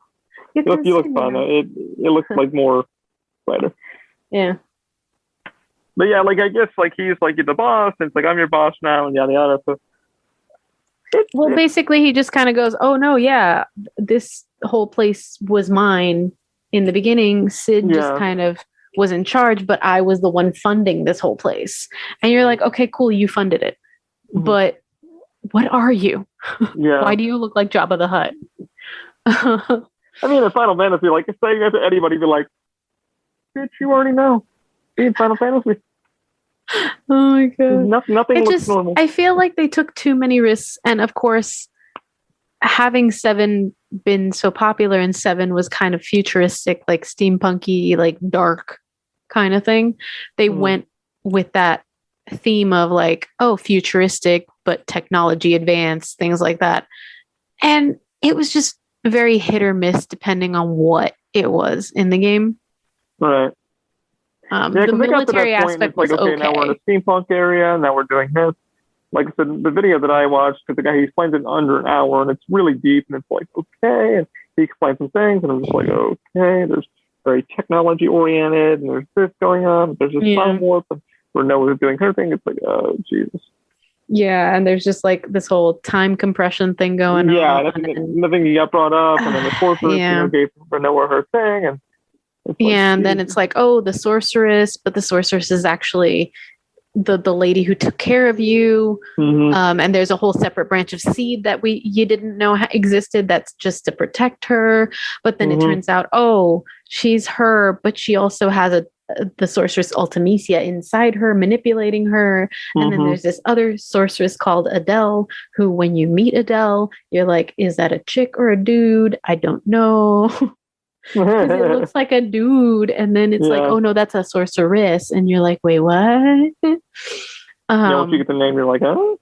And they're like, oh yeah, she's also being held on a lunar base, because she lost her mind and she lost her knight, and that's a whole other thing where the romance. I'm wondering if it's just kind of manipulated, because again, you've got Squall being pressured on all sides by his friends to be in love with Renoa. Renoa's love me. And then on top of that, she eventually accidentally bonds with him when she becomes a sorceress, because I guess sorceresses need a knight, which is somebody that they bond with so they don't go cuckoo cuckoo. And then she just kind of like force bonds Squall, basically, and they just kind of go and Squall, even I think Squall explodes at one point. I don't remember very well, but I think he kind of goes like, I didn't ask for any of this, like what the heck. Yeah, I don't remember. I think he had a little bit of a meltdown. He had a little bit of a F you kind of thing, and it just kind of feels like, well, he just kind of has to deal with this lot in his life now, and that was unfair to him. So the fact that it gets sold as a romance just kind of, I don't buy it, you know? Right. They kind of force it. Where do you think it's going in the future? Like with Final Fantasy, do you think they're going to kind of go into the story aspect? Are they kind of just trying to cater to an audience, or? You know, it almost feels like it's mixed, and I'll explain why. With Final Fantasy VII Remake, they're taking the story, and instead of remastering it, they're going, okay, what could we have changed and done better if we wanted to change the story now? And that's what they're doing. They're going a whole other branch to the story, and they're kind of manipulating it into being its own thing, but still within that, what made Final Fantasy VII what it is. And I'm still on the fence because it's still very kind of starting out. Only episode 1. I haven't been able to play or see the DLC because I don't have a PS5. So sad me. So we'll see where that goes. So I'm not going to say yay. I'm not going to say yes or no because it is interesting, but it could be. They could drop the ball at some point in the future episodes. With 16, I don't know the lore. Apparently, it's very beloved. That 14 lore. Is it 14? Oof, watch me get shit from people. I think it's I have no idea. I think it's lore from 12, which was the first online one, and then 14 was the second iteration of the online game. And I've seen like some characters from the online game, and I've gone, okay, I know this character. This is from the online game.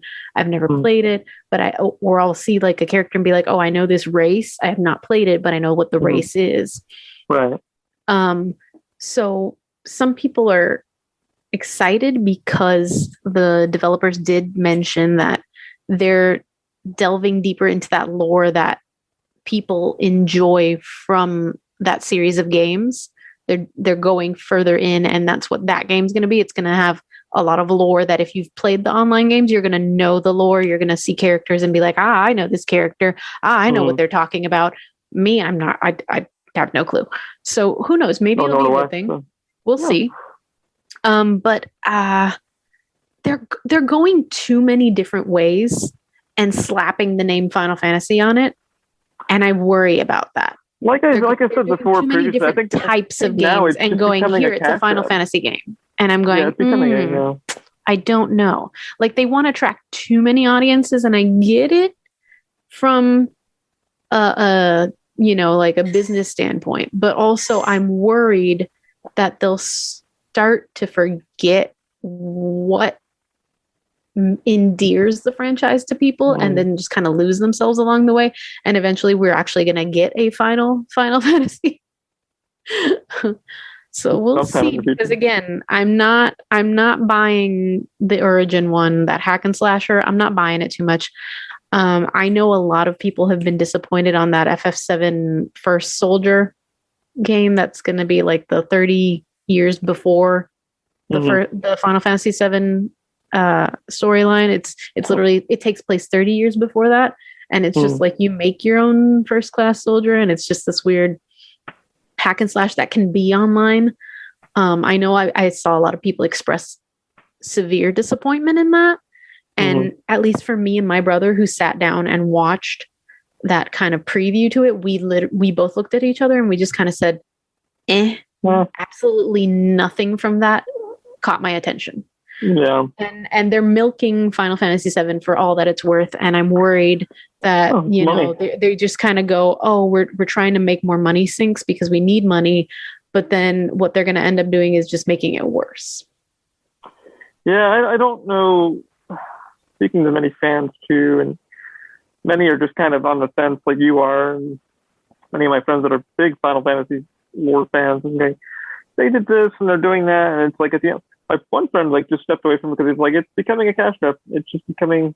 Let's not care about the old fans. Let's not go back to the lore that made us what we are, and let's not cater to the old audience. Let's kind of cater to this new audience because we need buku bucks. It's more management wise and stuff like that. It's above their head.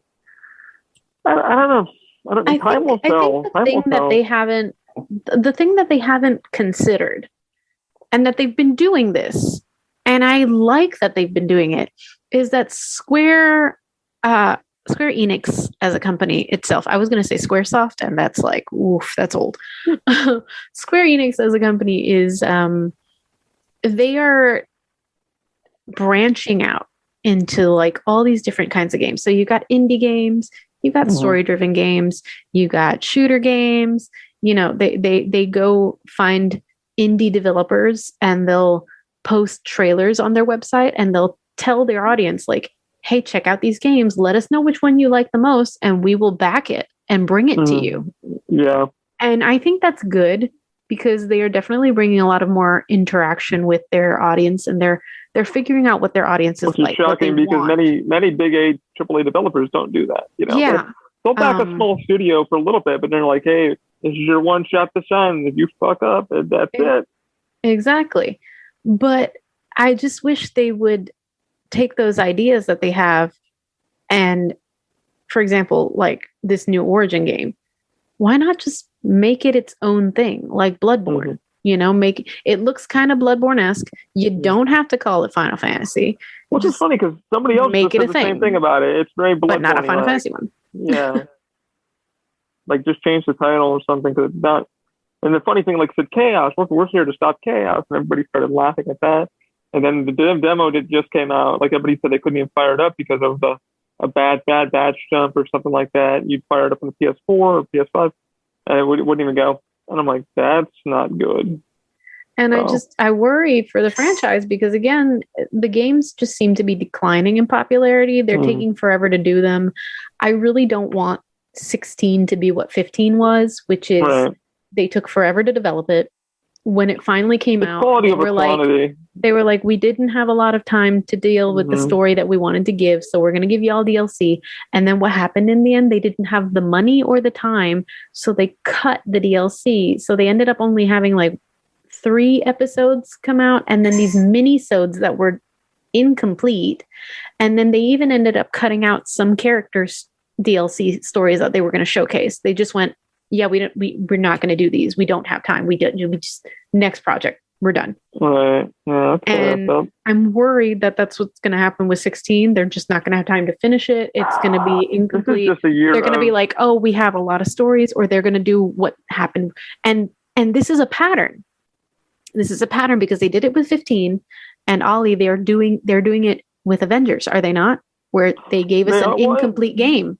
And then they had DLC and it's taking forever. And I wouldn't be surprised if at one point they just go, hey, we're going to have to cancel half of the episodes or half of the DLC that we had planned. It's going to have to get canceled because there's just no audience for this game anymore. Yeah, the thing that got brought up the other day on Young Yaz channel, he brought up a really good freaking topic, is that nobody wants to fall down. Like God of War right now is going through more development than everything, and people are like, hey, we saw what happened with Cyberpunk 2077. Like, don't rush it. Like, take your time. And developers, sadly, they're, if you look at the stock market, which I deal in the stock market with games and shit like that, it's hell. And I have, like I said, I have friends that are developers, like literally game developers, and they've told me some inside shit, and it's rough. It's rough to get your financing. It's rough to get your, okay, you only have this many months to build this, and then people want to see profit. That's all they ever want to see. I run a business. That's all you want to see is profit. And it kills the fans, it kills the industry, it kills everything. And then you're sitting there going at a Q&A at like a fucking E3 going, I worked on this game and this is what we wanted to give you, but we were told crunch time. We have 6 months, 2 weeks, what have you. But I think everybody's hitting that moment of, oh, holy shit, look what happened to Cyberpunk. We don't need that. Look what happened. And like Sony Santa Monica, who is part of Sony, with God of War, whatever the hell it's Ragnarok or whatever it's going to be, for that dev to step up and go, F you. If anybody, you should be mad at anybody, it should be me, because I'm making sure this is the best game possible, because we don't need to have another F up. Who cares about the money right now? We need to make sure this game is polished. And it sucks that a lot of developers have to stop and go, shit, we wanted to do that, we wanted to do this. Let's put it in DLC in the next 6 months, but it's going to be incomplete. Let's brush this out the door. We can always patch it. The day one patch is always a big thing. And I don't know. And COVID's a big thing with it too, man. COVID has really effed a lot of developers, that I've read on either on Twitter or Reddit or whatever. I read my stuff. And a lot of them have said, hey, man, I had to drop my job because I have a family and we wanted to tell the story, but it all comes down to financing and you guys aren't willing to be patient or whatever.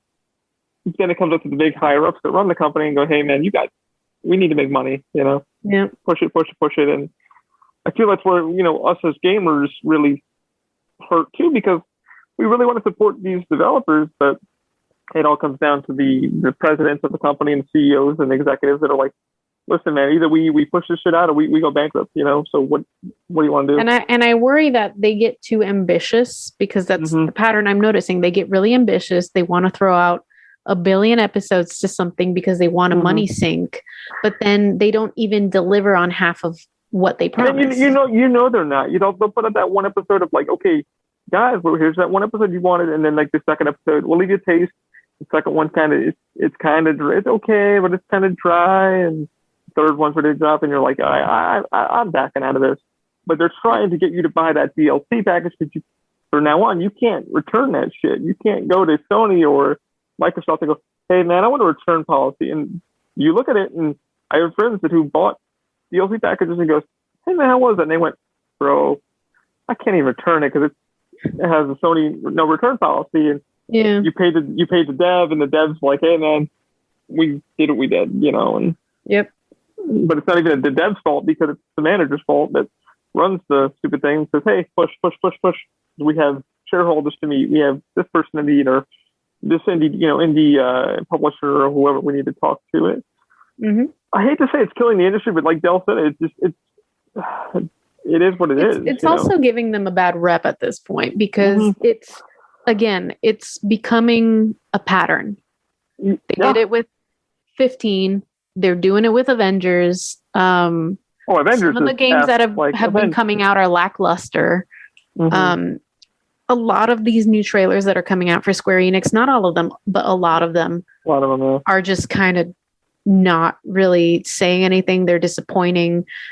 I feel like the only good step they're taking right now is the Nier Mobile game, and the trailer already mentioned. Well, the funny part is they showed gameplay, and I'm glad they're starting to show gameplay entry in a series. Trailer. Well, the trailer showed some gameplay. It's going to be a little hack and slasher. Yeah, that's what you want. It's not a bad look to the game. But it did worry me that it said, "Oh, this is the first mobile entry into a series." And when I heard that, I went, "Oh, are we going to get like another series that just kind of halfway disappears because they forget to deal with it or they forget to finish it?" But they're trying to get your beak wet, and they're trying to get let's get people to buy. Let's get them, like I said, let's get them on the first thing, and knowing that they can't return it. Let's lock them into that first episode. They're going to pay that $29.95. We'll put out some lackluster content. Episode 2 will be great, but episode 3 not so good. And it's that same rabbit hole that keeps happening. I don't know why it started happening. I don't know when it started happening. But I know a lot of indie developers now, and it's been all over Twitter. And I've been following Cyberpunk because I wanted Cyberpunk to be good. It's a good game when you really get into it. It's just they need to polish it. I would have been glad if they just sat down and polished it, because the way the game's cool to me, And then talking to the game designer and the guy who built the storyboard game or the game, I didn't even know it was a book and it was this and this, but like nobody's trying to be a CD Projekt Red. They're really trying to, oh shit, look what happened to CD Projekt and look what happened. to EA. EA just got hacked, and there was a batch dump with source code and yada yada. So what do we do? You know, do we wait, and do we spend more money that we don't have, or do we start putting this out? Do we take a risk on a game that runs the risk of not even finishing, and so you're spending money on a game thinking, like with Avengers, you spent if you went in day one, you went in expecting to pay this money for a game that was like not complete at the moment, but you were going to get a lot of extra content. You started getting content a little bit, and then suddenly it stopped. There's like several delays. You get a little bit of content, another delay, a little bit more content, nothing substantial. You're just kind of going, oop. And then the same thing happened with Final Fantasy 15. That happened with Avengers, which is the price just tanked in weeks. And I mean, that's the fastest I've seen a Final Fantasy game drop in price. Normally they'll start dropping when it's a classic. Right. And, you know, you start getting like the $40 and then suddenly the $20. And then it doesn't go down from 20 unless it's a pre-owned. Yeah. But with 15, I've seen it go down to $10. Wow. Like I saw it like literally, I think it came out and I was working GameStop at the time. I want to say like a month in, if even a month, the price just started dropping and dropping and dropping. And I'm like, oh, that means this isn't good. And then I started hearing about like, hey, it's incomplete. Hey, there's a bunch of DLC, but it's being pushed back and pushed back and pushed back. And then you start getting DLC and they go, hey, we're going to have to cut down on the episodes of DLC because we just don't have the manpower for it right now. And the company just doesn't care anymore. Well, it's amazing when a game comes out, you know, and speaking to some of my friends who are devs and work for more indie, once they're done, like once the game is out, they lose about 15% of their staff. Like that staff is already on the next project. Your person comes in, your manager convinces, hey, once you're done with level 1, you're coming over to new project X or Z. And I'm like, they just grab you and they're like, dude, they'll send you an email saying you got to go work on this. Like sometimes you'll get pulled mid-project. And I'm like, that. And that's becoming a big thing. And like a lot of like Stadia, Google Stadia, and a lot of these big companies, you know, it's like money. Like let's quickly get cash. And sadly, I'm not blaming devs by any stretch of measure because I know what it's like. I have friends that are devs, and you know, once you're done with that project, once your 6-month contract runs up, it's like, okay, it's out, and then you're stuck with a team of 15 to maybe 10 that are responsible for the DLC, the rest of the expansion, the rest of the patches. You know, unless it's like, oh my god moment, like CD Projekt Red, like they that bring people back to fix. And like Sony Santa Monica just brought up with God of War, is like, we're not ready. This game isn't polished to our liking. So sit back, relax. We just brought a team back. Like we just pulled the team back. And I feel like that's like, it's becoming the norm of like, we can do day one patch. That's not going to do anything. But it really kills, I hate to say it really does kill the industry, you know, because you want to love something and you really, that $60, when that's $60 or that's $70 now, it's going to be $70 because certain games with Sony have been announced that of like, hey, this game's going to be $70 out the gate no matter what, you know. Yeah.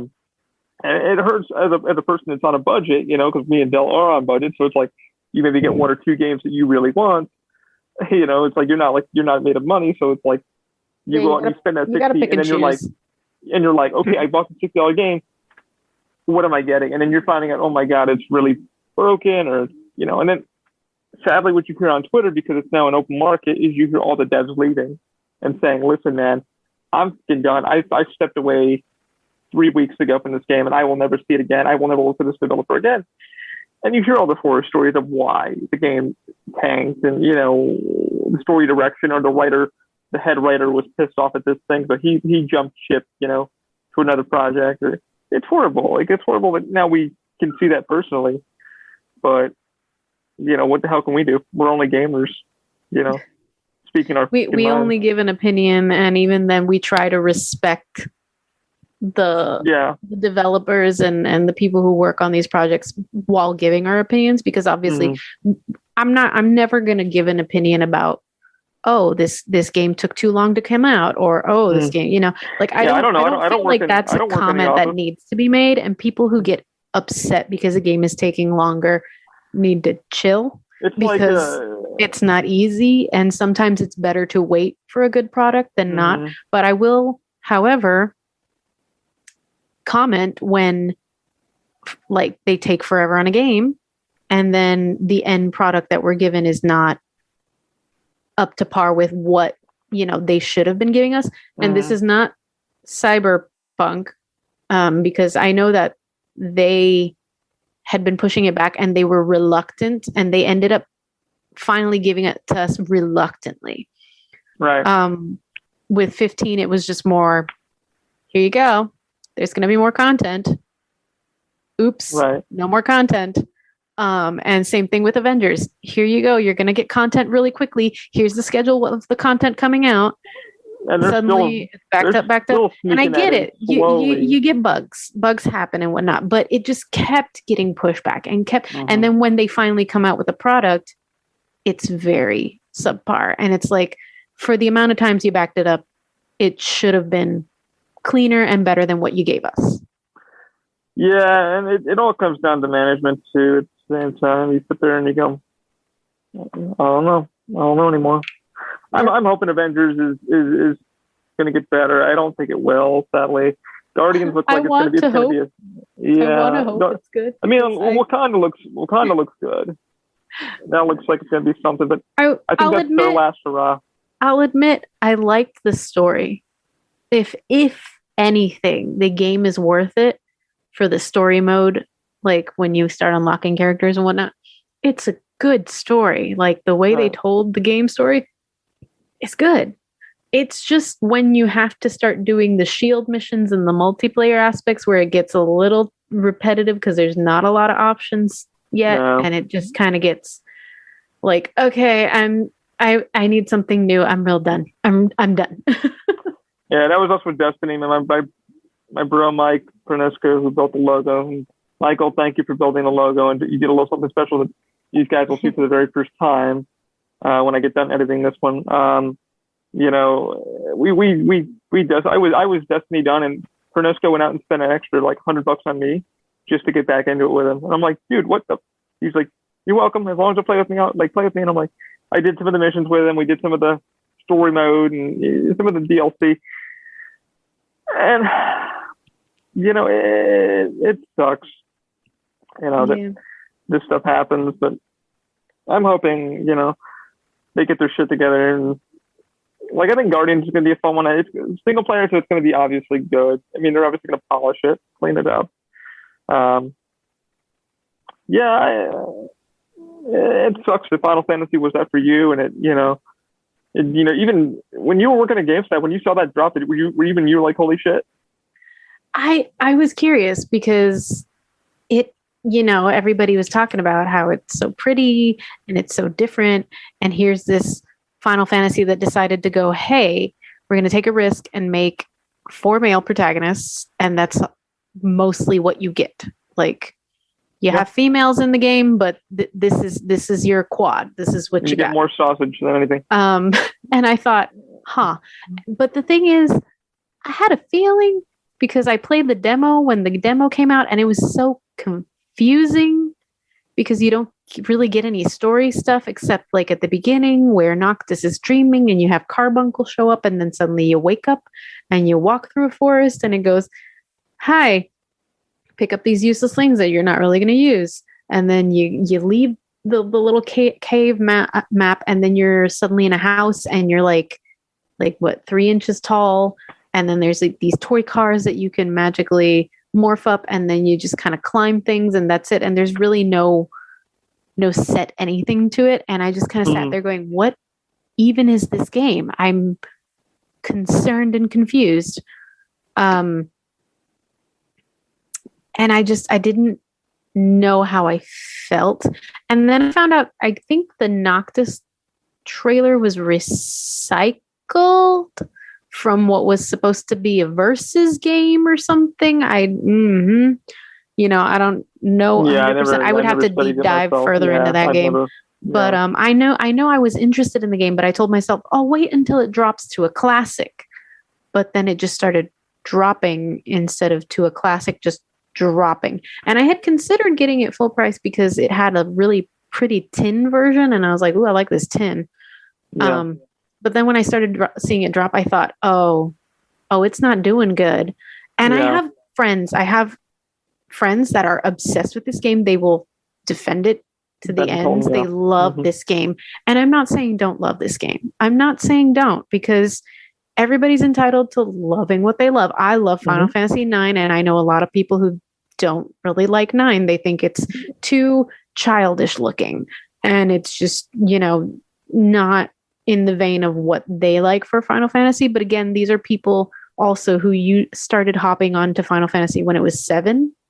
And so their bar was this sort of steampunky futuristic game, and suddenly here comes this bubbly old school medieval-esque like fantasy game called 9. And they were just like, what do I do with this? And 9 was more in the vein of the old school games. So if you didn't know anything before 7, it really didn't do much for you. So I'm not saying don't love these games. I'm just saying from a me viewpoint, it was lackluster. Even the story aspect to me was just kind of like it would get interesting at certain points because of the political intrigue and the kingdoms and yada yada, but then there were times where it would just get really tedious, and they took all these risks where like the female protagonist that you think is the protagonist, because you're like, oh, it's the love interest of the protagonist, you're eventually going to meet her, she dies, and you're like, oh, okay. And all these things happen, and they wanted to set up 15 really well, and I get it. 15 had a movie that was a prequel to everything that was happening in the game, and then 15 came out with like these novels which are supposed to tell you even more about it. And I'm pretty sure they wanted to come up with more things, but it just came out to bad timing and dropping the ball on certain aspects, and it just did not hit the way it should have hit. Yeah, resonate the way it wanted to hit. And I feel like that's kind of, it's been setting the bar for everything that's going to come. Because again, 16 people who play the online MMO are excited for it. And I get that. And I would honestly love in the comments or in an email, whoever plays the online game. And I know people from work who've played the online game, and I know people from my Facebook who've played the online game still to this day. I can't money sink into it, but please sit down with me, talk with me about this game. Maybe I'll get excited for it. But, I hope that these people who are excited for it, I really, really hope that this game ends up being what they expect it to be and what they want it to be. And for it not to just be pretty, because 15 was pretty. It was a pretty game. It was graphically pretty beautiful. That's mostly all I can say about it. And that's the sad part. I heard it was like it was the only game I looked at myself and I'm like, that's getting pretty. I'd play that. Then I got into it. I'm like, It didn't grab my attention, and that's happened with certain games. Again, that happened with 8. 8 was okay for a little while, and then after a few hours in, I would put it down and I would forget it for weeks, and then I'd come back and be like, God, what was I doing? I don't even remember. Like, when I play a game, I want to be able to, yes, put it down because we all have lives, but I want to be able to put it down with the intention of picking it back up as soon as I can, because I'm really interested and I'm excited to pick it back up. And that when I pick it up again, I remember what I was doing, because it just grips me and intrigues me enough to want to do that, to remember what's happening. 7 Remake is a game that I have yet to finish. I refuse to look up spoilers online still, because I'm like, you know what, I'm going to get through this. But it's a game that I've put down and I haven't, and I barely touched. Like, I'll put it down and I won't touch it for a month, and then I'll pick it back up and I will forget how to play it. I'll be like, oh God, how did I do this? What was going on? How is this? Like, it's like, I want to love it, but I still haven't reached that point where it's gripped me. And it could be several things. It could just be like a me thing. Maybe I don't connect with the story. It could be that I expected more nostalgia and I'm not getting as much nostalgia as I thought it was. It could be so many different factors. Yeah. But I would love for Final Fantasy to give me, I would love for Square to give me a Final Fantasy that makes me feel like Final Fantasy IX makes me feel, which is that I'm replaying it on Twitch for the third time, I think, or the second time, I don't know. But like in general, it's a game that I'm replaying for about the 10th time because I just love it that much. Yeah, you love the lore, you love the story, you love the way it made you. And it doesn't, and I don't get tired of it. I don't get tired of it. I think that's, that's the hard part for a dev too. The dev is like, it's like, what do we do? And they want to push on to the next thing. And hopefully they can bring that. I think they're in that remastered zone where like they may remaster the game, but only time will tell. Like you said, they're trying to cater to another audience, and times are changing. So I think it's also us too, as nostalgia is like, we can't give you that nostalgia that you had. We're gamers from one era, and gaming is evolving. People want more immediate gratification, which is just a general thing. They just want, to finish a game faster. Back in the day, we wanted games that you could spend longer on, because if you're, paying money, you want to get your money's worth. You want to delve into a game and spend hours on it. Nowadays, people want to purchase a game, but they want this game to be done in like 20 hours. They want to get it in and out, trade it in, get the next best thing, like in a week. Yeah. And it's evolving. I'm not saying it's a bad thing. I'm just saying we're thinking on one level. The newer gamer generation is thinking on a different level. Newer gamer generation. We could all learn from each other. Yeah, the newer gamer generation I've seen in my time, because I grew up on Atari and stuff like that. I'm a story-driven guy. I like RPGs. I like shooters are my thing too. When I want a little bit of Ollie time, or I'm having a rough day at Grand Theft Auto, and everybody saying that's their cup of tea, but some people watch me play Grand Theft Auto and we're like, I see why you play this. I'm like, it's very relaxing. I can kill somebody without repercussion. And they're like, I never got into Grand Theft Auto, but I have, and I want to know from our listeners or our viewers, what game, because I know we all have this, and we could deep dive into this later, but everybody has this game that you relax to, or that like you de-stress to, and you're talking about GTA. That's your de-stressor, I'm sure. For me, that one and a few others, I think I have 3 that are my go-tos. So for me, I had 2. The original de-stressor was Dynasty Warriors, because nothing felt better than standing in the middle of a giant crowd of AI soldiers that are just kind of like standing in front of, like huddling, like just, you just get this like pile of like 50 soldiers on you, and then you just unleash an area attack, and you hear the pop, pop, pop, pop, pop, pop, pop of people just dying, and it sounds like popcorn, and it's so good. And I just would stand there and be like, yes, death. And then after I got out of Dynasty Warriors, because it evolved, and I was like, the newer ones are okay, but I don't have money for Dynasty Warriors. The ones that came after that were cheaper for me to afford were Lego games. So my other thing was, I get stressed, play a Lego game, go into a level, destroy absolutely everything I can destroy in a room before I even move on to the next room. Like, I would not leave a room until everything that I could smash was smashed. And my brother would be like, come on, let's move. And I'm like, no, I want to smash everything. I need all the money, all of the money. And I would leave the rooms bare. And then I'd be like, okay, now we can move.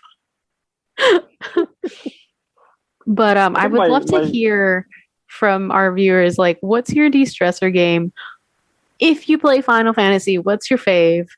Give me more on this online Final Fantasy lore. Like, point us in the right direction so we can start doing some research and seeing if maybe that's our cup of tea. I barely play Final Fantasy, so if you guys are like, you can suck and you don't know, like, dude, I don't know, and I'm very honest that I don't play a lot of it. That's why when you look at the logo, it has that brain logo of us collaborating. She's putting shit in my head and vice versa. So we're learning. And that's the one thing. Don't push somebody away because you don't have to play a game to know about the game. You can do like me, where I don't play a single Resident Evil, but I know the lore because I watch other people play it because I love the lore. That's the thing. It's like ignorance is bliss, but at the same time, encourage people to want to learn.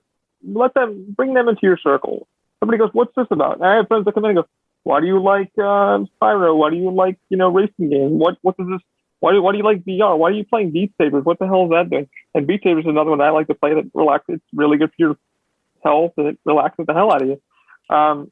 But, meanwhile, I can't play Beat Sabers to save my life because I have extreme anxiety and mild ADD, and I see that game and I immediately panic once it starts to speed up at me. It's so much fun.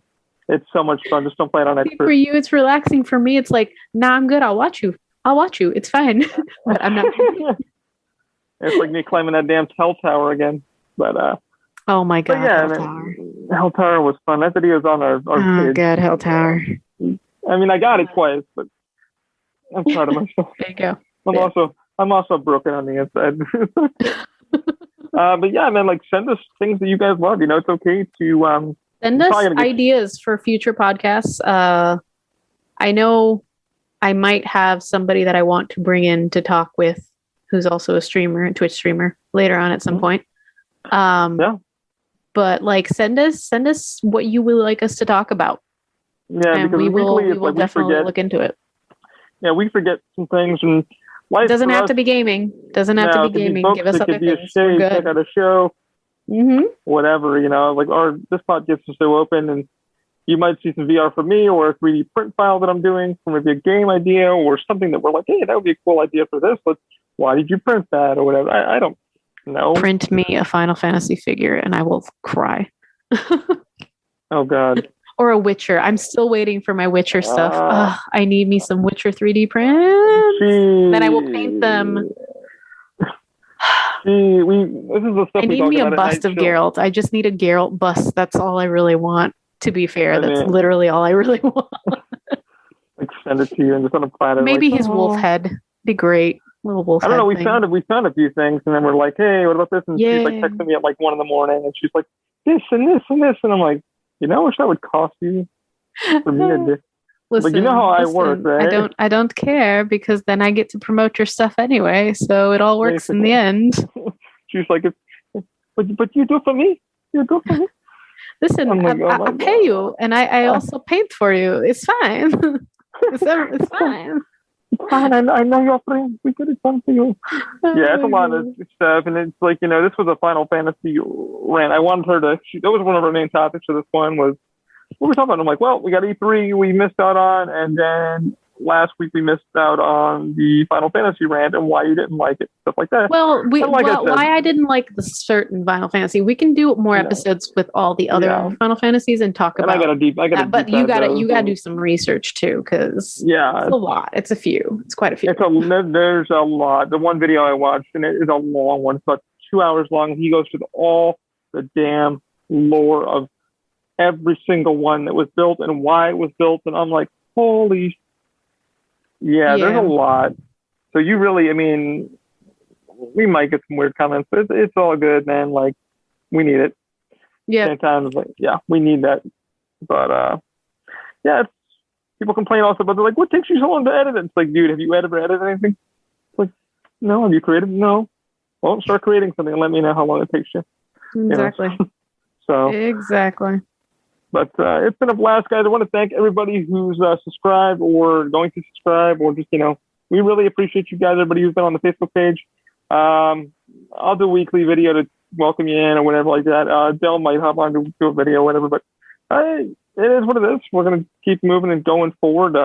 Check us out on Twitch. We're on there occasionally. I'm going to try and be more active. I know I've been very off the ball lately, and I've been doing my replay of Final Fantasy 9. And I got to finish Ni no Kuni, the first one. And I got to start Nier. So, keep an eye out on that if you want to see me play some games. I've also got to do Little Nightmares 2, which I might actually see if I can convince my little brother to sit with me, and we can do a stream of like both of us talking with Little Nightmares 2, try and play it. So that might be a thing. But we also need to finish up.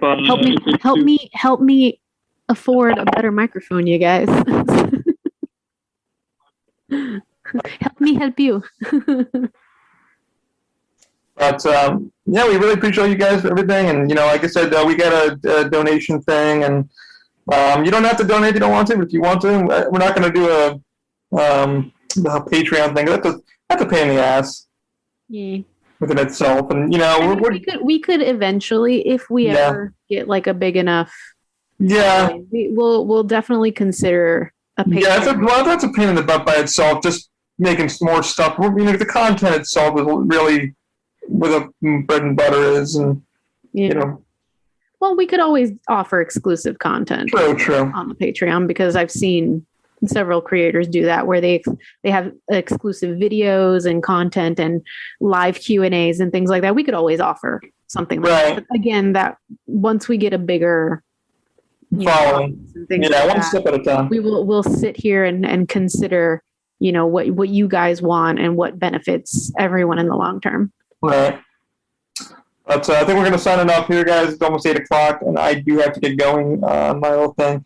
It has been a blast having you guys on. Thank you for clicking that like button, that subscribe button, that play button, and couldn't do this without Del, man. With her, like giving her this idea, let's do it, and she's been on the ball. So let's see what the future holds. So that's been a blessing. It's been awesome, and looking forward to the next one. We'll see you. And as always, guys, remember, don't stay up too late. Maybe. Turn on your alarm clock. Talk to you guys later.